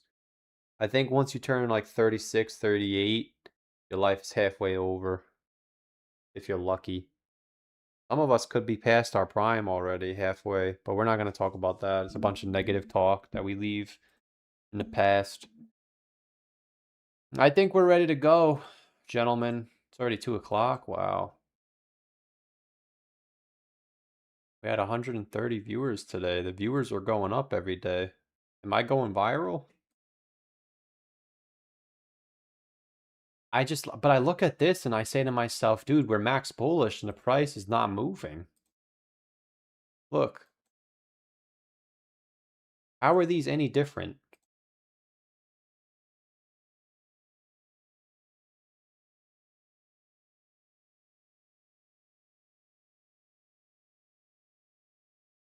Like, I get it, your argument is here, then we got to start going up.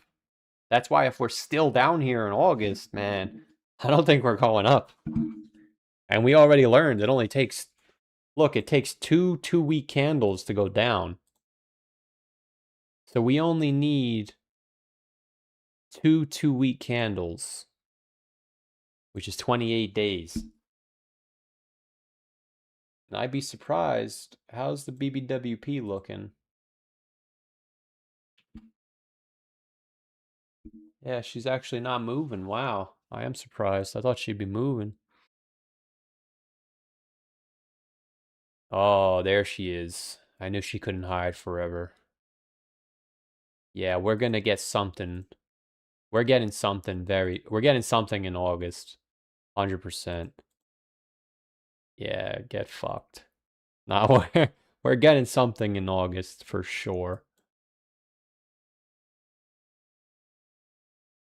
When this blue line comes down like this, that's not, I mean, it's not good or bad. It just means that a big move is brewing.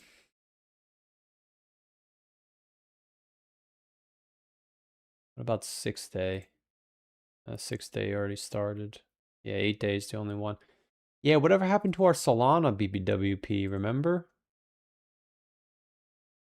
Yeah, it didn't move. Oh, yeah, we're getting something.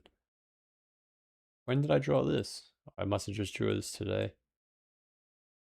Yeah, we're getting something. Dude, if I get out of here, I'm going back to the Chinese foods. I'm going back to the Chinese food diet. Yeah, we still never got the move. It never came. We're either going straight up or straight down. Good luck to you all.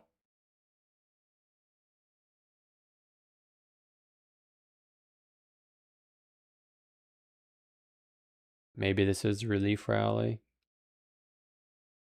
I think this is a relief rally.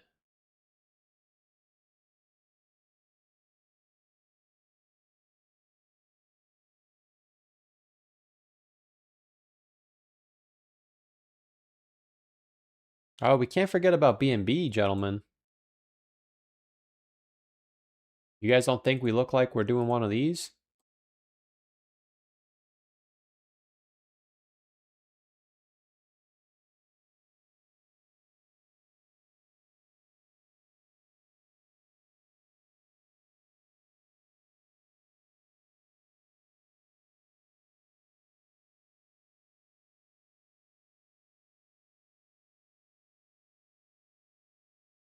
Yeah, BNB didn't break down till the last second.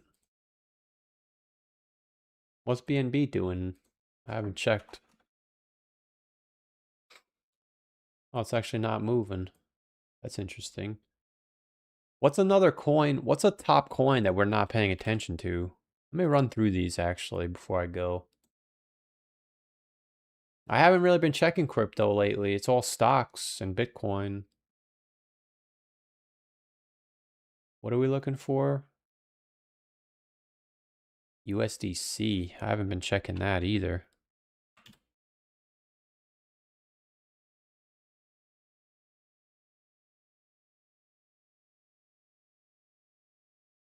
Yeah, USDC hasn't been moving either, which makes sense. It's just following Tether. So we need to see a capitulation on USDC. Yeah, so we haven't hit capitulation yet, contrary to the RSI believers. Because in both prior market cycles, Tether and the Nupal both went negative. Tether never went down. Yeah, we never hit capitulation. It's coming. Either it's coming or it's not coming at all. It never happened.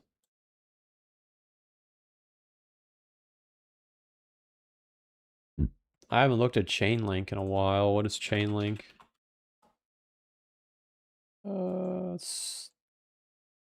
I guess it's doing what everything else is doing. It's not really doing anything.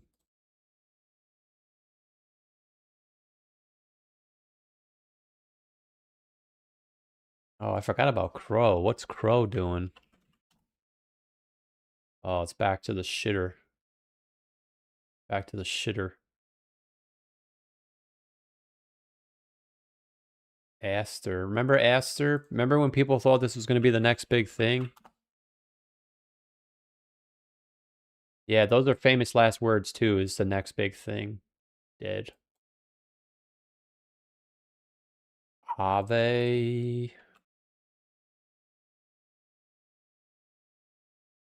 Oh man, this thing just died. Yeah, everything's back at the lows. BitGet. I didn't know they had a token.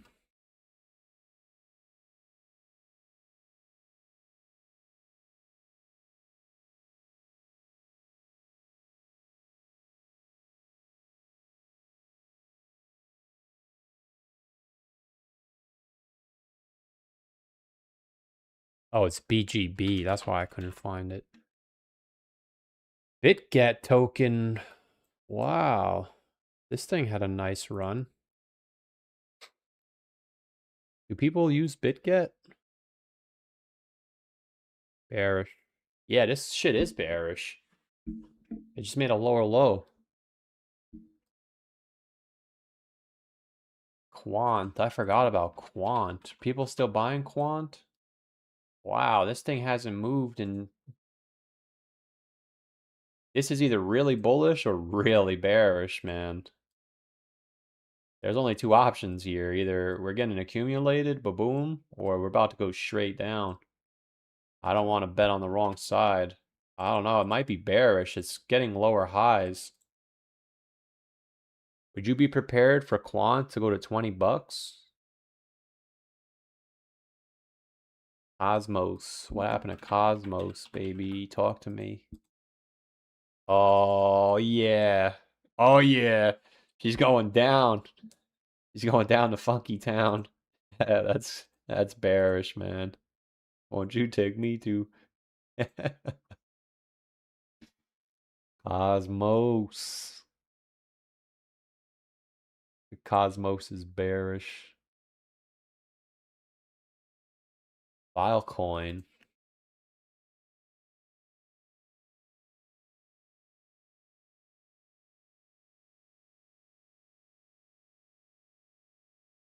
It's actually not doing too bad. I mean, it's doing what everything else is doing, bearish. I'm looking for specific signs. What about ARB? Yes. Yeah, this coin's bearish too. Dash. Oh wow, Dash is actually holding up.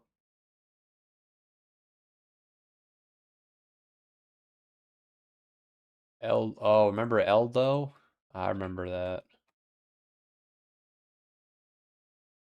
Oh, it's holding up actually. Well, it's already below the bear market low. Can't say it's holding up, but yeah, I guess it sucks.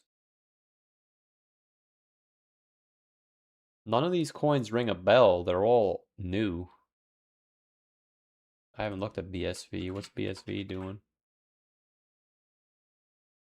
Yeah, this coin's dead. Bonk. Remember Bonk got hacked? Or whatever it was, exploited.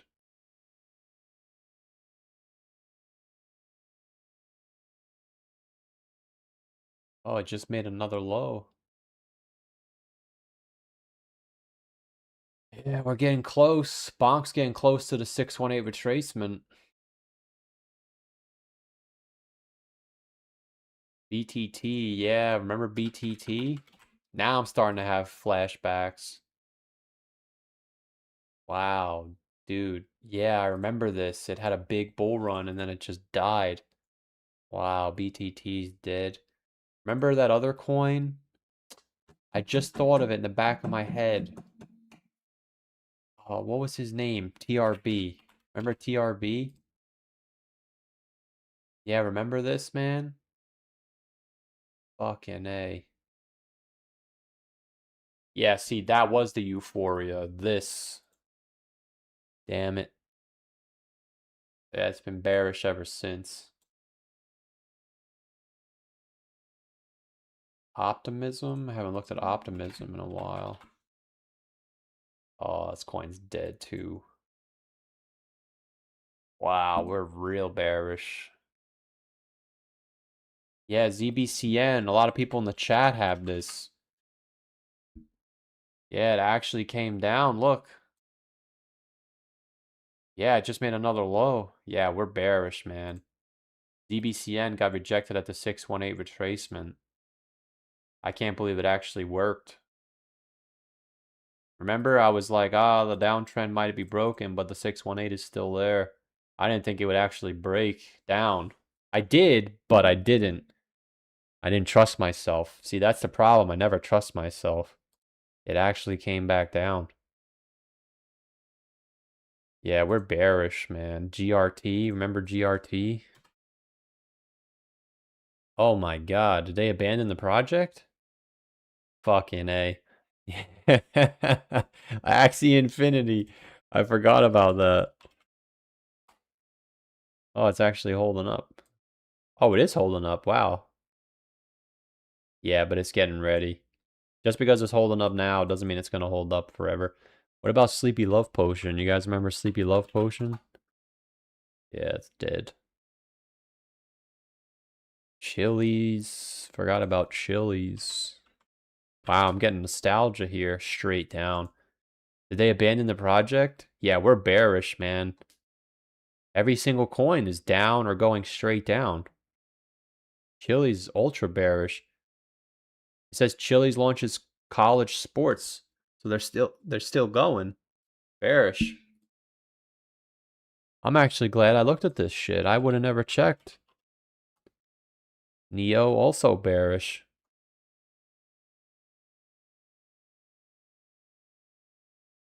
Origin Trail. Someone in the chat used to have this. The meat guy.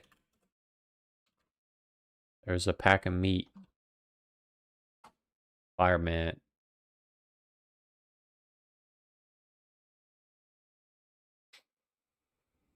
I guess it's holding up, actually. It's holding up pretty good.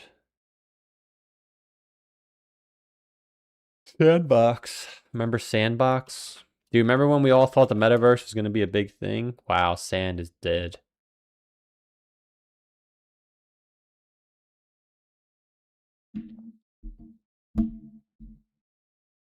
Remember Poly? What was it? Blocktopia?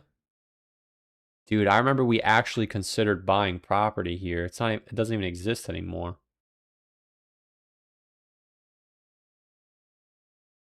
Bat. Wow, some of these coins are just dead. Wow, even Bat's going to zero. Isn't Bat an actual usable token, though? Yeah, it had a nice run in 2021. Man, this is bad. I'm so glad I checked all of this. What about Gala? Are these coins dead? I'm trusting you guys to tell me, because you guys are the crypto guys. Gala to hold greedy cubes. Yeah, we looked at this, I remember. I'm trusting you guys to tell me if these coins are still operable. EGLD, remember EGLD? If this coin's at 0.2, we're fucked. Yeah, it just made another low. Yeah, man. What's another one? Mover? Remember Moon River? Oh, that's actually holding up from January. Wow.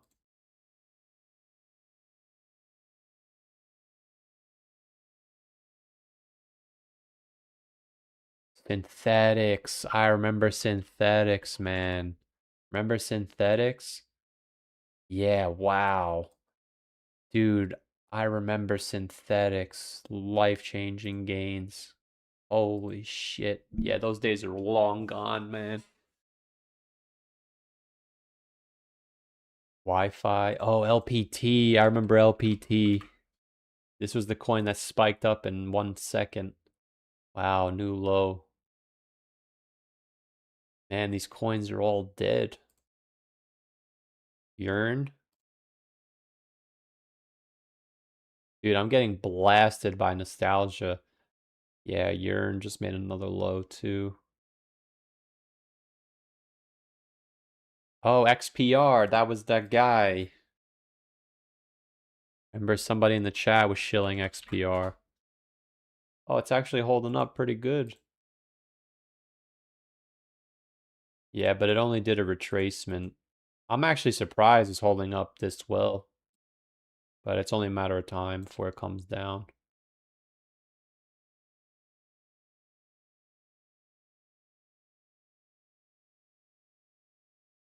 HTX. Wasn't HTX an exchange? Oh, it's actually... Oh, wow, it is holding up.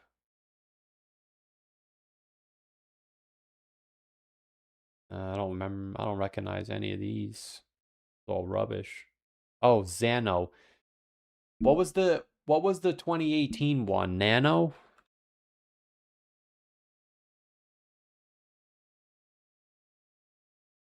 Yeah, rubbish. What about Digibyte? Oh, wow, Digibyte made another low. Yeah. Oh, look, I had that shit drawn. For Chris, right? Damn, I'm getting good, huh? Damn, son.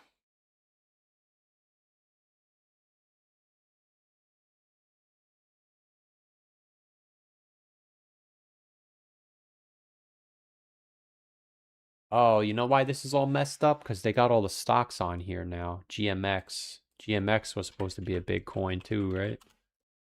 Straight down. Oh, Maron. Sonic. Dude, what did they do to my beloved Sonic? Yeah, what did they do? What did they do?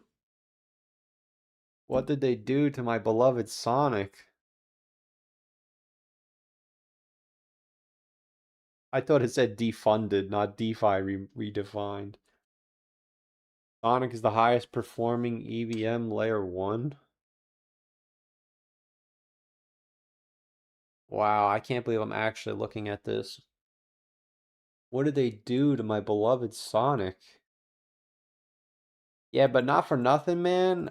If you have access to this, it could be one of those, like, it could be a gamble, I think. If we bottom out soon and it gets a 618 retracement, yeah, that could be something to gamble on, not financial advice. My beloved Sonic. Velo, remember Velo?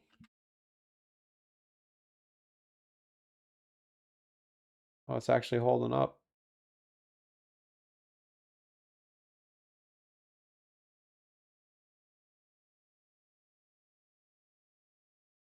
Raven coin.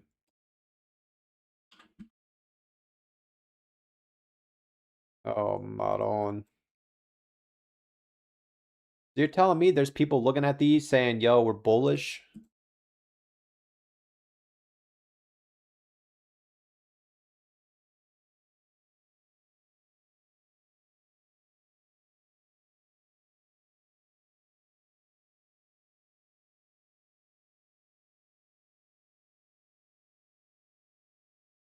Kusama. Remember Kusama? Jeez. Turbo. I forgot about Turbo. Run it back, Turbo. Did Turbo get a bounce? Not yet.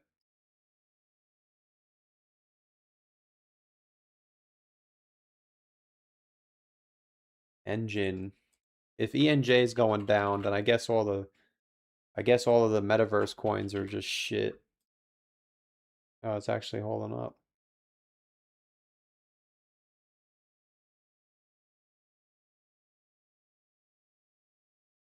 All right, I think I've looked at enough. I actually forgot about Sushi Swap. Oh! Oh! Oh, it didn't load.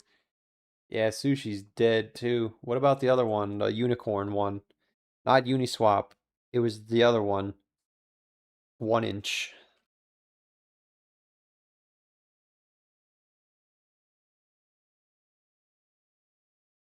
Oh man.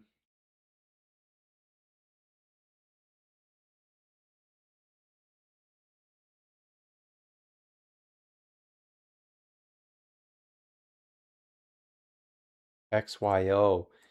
Dude, you guys remember XYO? Oh man. Yeah, I think we're getting close to capitulation. I do. Oh man. Yeah, I think we're getting close, guys. I'll find a couple more. Helium, remember helium?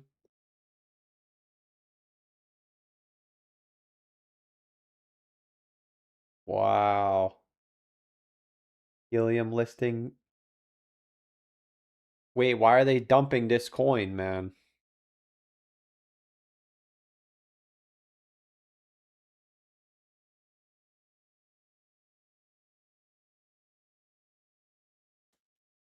Dude, what the hell is going on with HNT?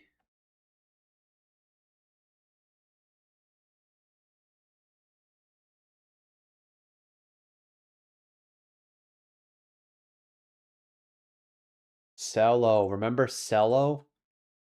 Oh my gosh, I forgot about this coin. Dead. Anchor. Dude, we're going into the archives now. Anchor. Dude, I went the whole bull run without even looking at it. Look at this chart. This chart's from 2022. I went the whole bull run without looking at it. Storage was the other one, right? Just dead. Man. SNT. Dead. They're all doing the same thing. Waves. Remember waves? Wave after wave.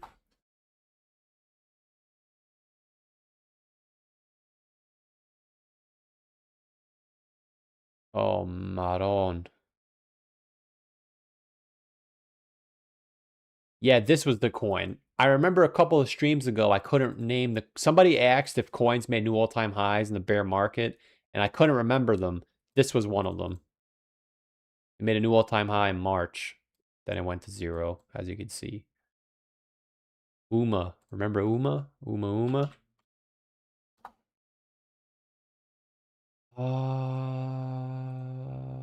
Yeah, wow. Wow. Everything's at zero. So it's just like, imagine DCAing into this shit, dude. Never again am I touching this shit.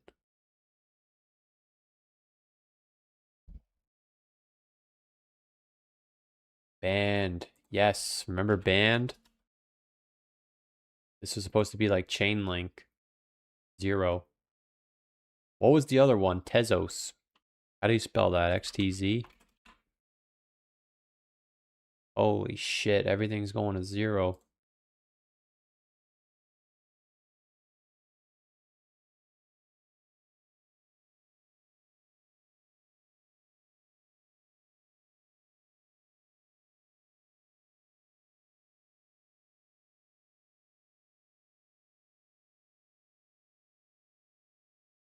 What did I remember? Oh, OGN, that's what it was. Holy shit. Yeah, GMT, remember that? That was like late bear market, remember? It was the fucking the metaverse coin where you got paid to step around. Remember that? Steppin'? It was GMT and then something else. IODEX. Yeah, all of these coins look the same. Oh my gosh, this coin's going to 0 too. Yeah, I believe we're getting close to the end here. Cartesi, remember Cartesi?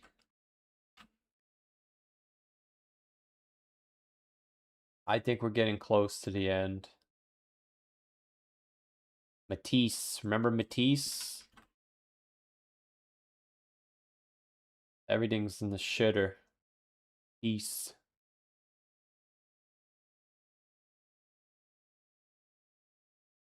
All right, we're getting pretty deep in the shithole here. Spell, remember Spell token? Straight down. Wow. Yeah, I didn't think I would go this deep into the rabbit hole. We're pretty deep now. OXT, there it is. OXT. Oh man. Oh, it actually did get the bounce. It's just it didn't go as high as I didn't predict that high. Yeah, it was due for a bounce. I didn't think it was gonna go that high though. OXT. Wait a minute, OXT, that yeah, we're getting close. We're getting close. Look, every time OXT spikes, you get something. Unless it spikes again, then obviously it's too early to say. Maybe we should watch OXT and see if it goes back down. That would be very bearish.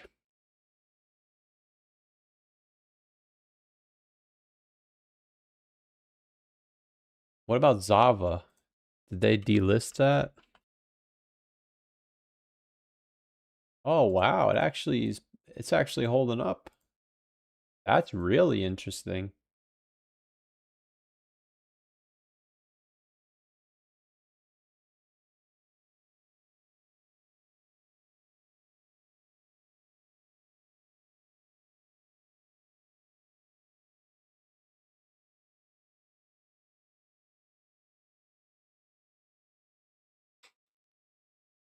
All right, I think that should do it. I think my whatever happened to the Vine token?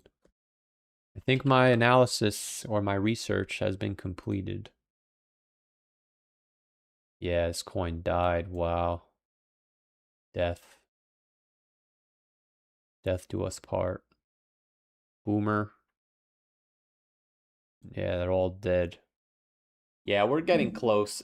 Degen? What about Degen? Oh, it actually stayed up here. Wow. Degen. Pepe. I think that'll do it. I think we're really close here. This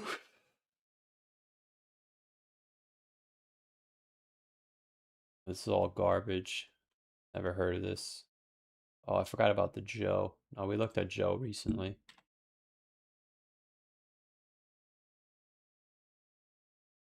So I don't understand. Robinhood made their own chain? Yeah, that's actually holding up. Wow. So Robinhood made their own chain? It's like base chain?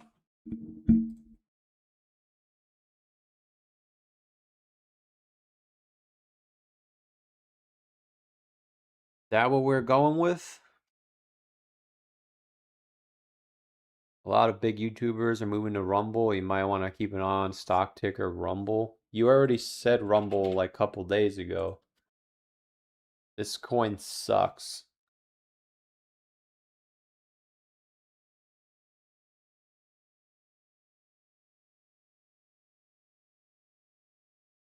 Oh, wait a second. It just spiked again though. Yeah, we got to be getting close to the end here. Even this garbage is spiking. We got to be getting close. I think the top is this week. Yeah, I think the top is this week, gentlemen. Maybe next week.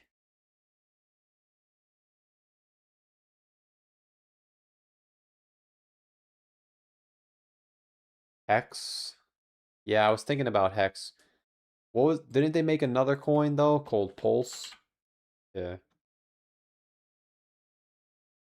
Oh, Hex is coming back.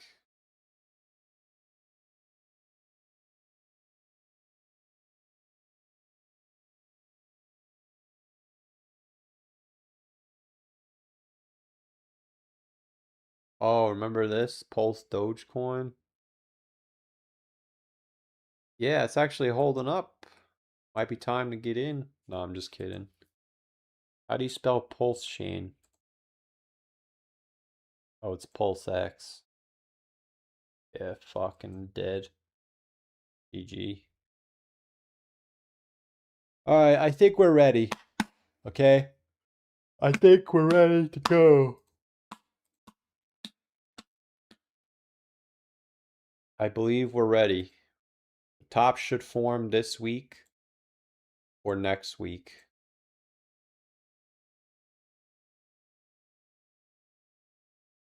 We're looking for a rally up to 70K, 68K, and then a move.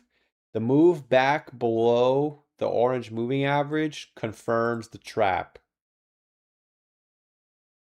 The move below, where the hell? Who says that, Drake? Where the hell do I really even start? When you get over 68, that's where the trap begins, and when you fall back below, that's where the trap closes. So in the month of August, we're looking for a spike up to 70K and then a rejection back to 63K. If you see that in August, you know we're going to 40K. That's what we're looking for. We don't have the trap yet. We got to go up one more time. It looks like ETH is telling us we are going to go up. Solana's not moving though, which is good. BNB is also not moving, which is also bearish. Oh, NQ printed a green candle. Uh-oh.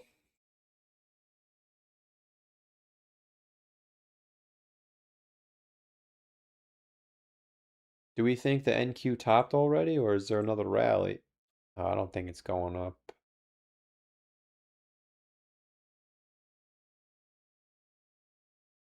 Maybe. Yeah, maybe we get a rally, but it's like a barely high, and then it goes down.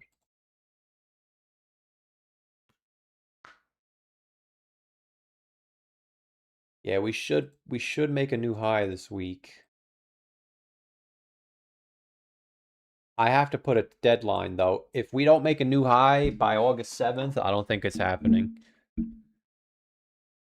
Or obviously if we go down, then the top is already in. I have to respect that we are now in the time frame for the top. We're just not at the price. So we were looking for a top starting the last week of July, which is this week, and the first week of August. So if we don't do anything by August 10th, I'm going to assume we're going down.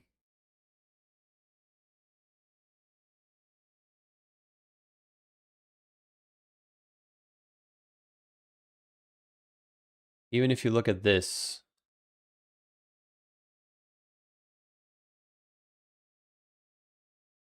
I'm not the biggest fan of this chart.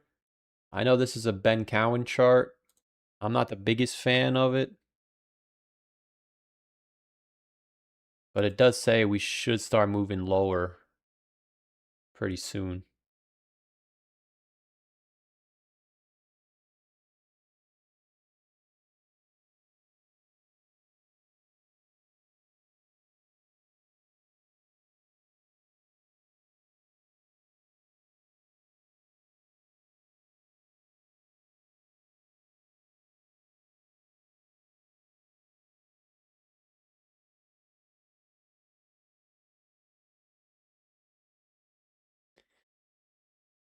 What about post-halving?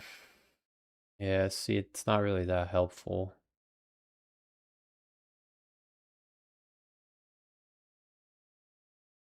I don't know, is it?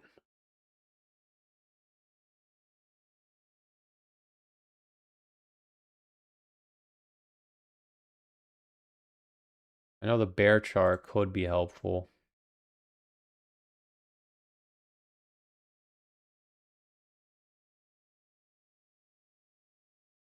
Yeah, we did find a low. I don't know. We did find a low. Look, we did find a low in June, and we did find a low in March.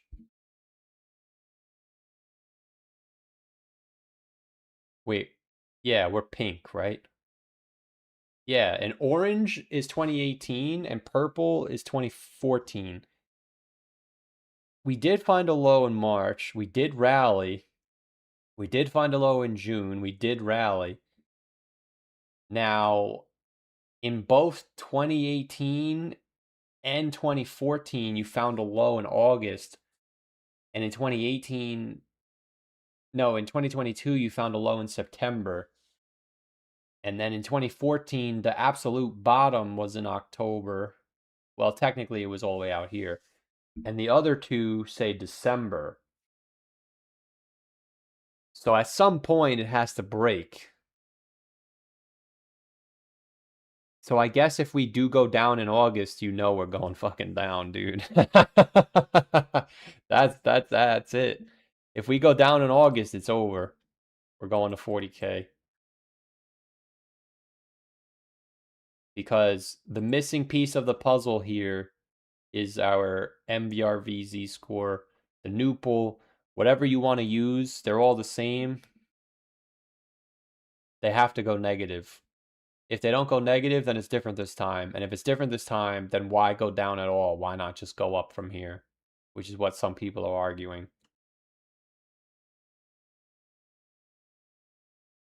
But I think that's it. I don't think we should overcomplicate it.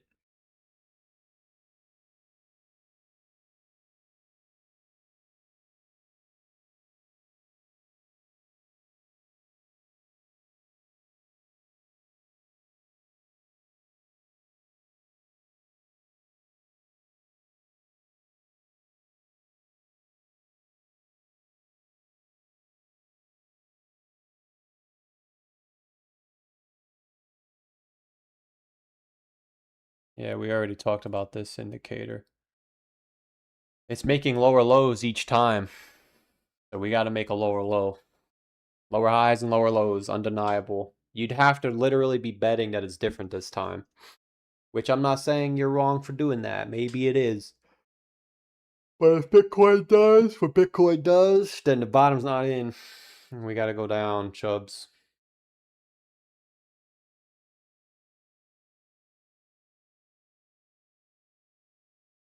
But our time together is almost over, I think.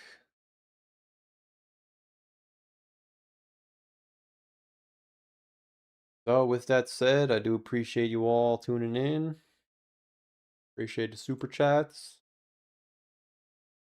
We shall return tomorrow.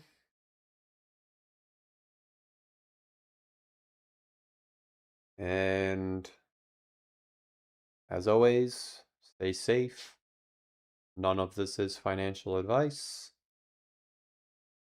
Take care. I'll see you soon.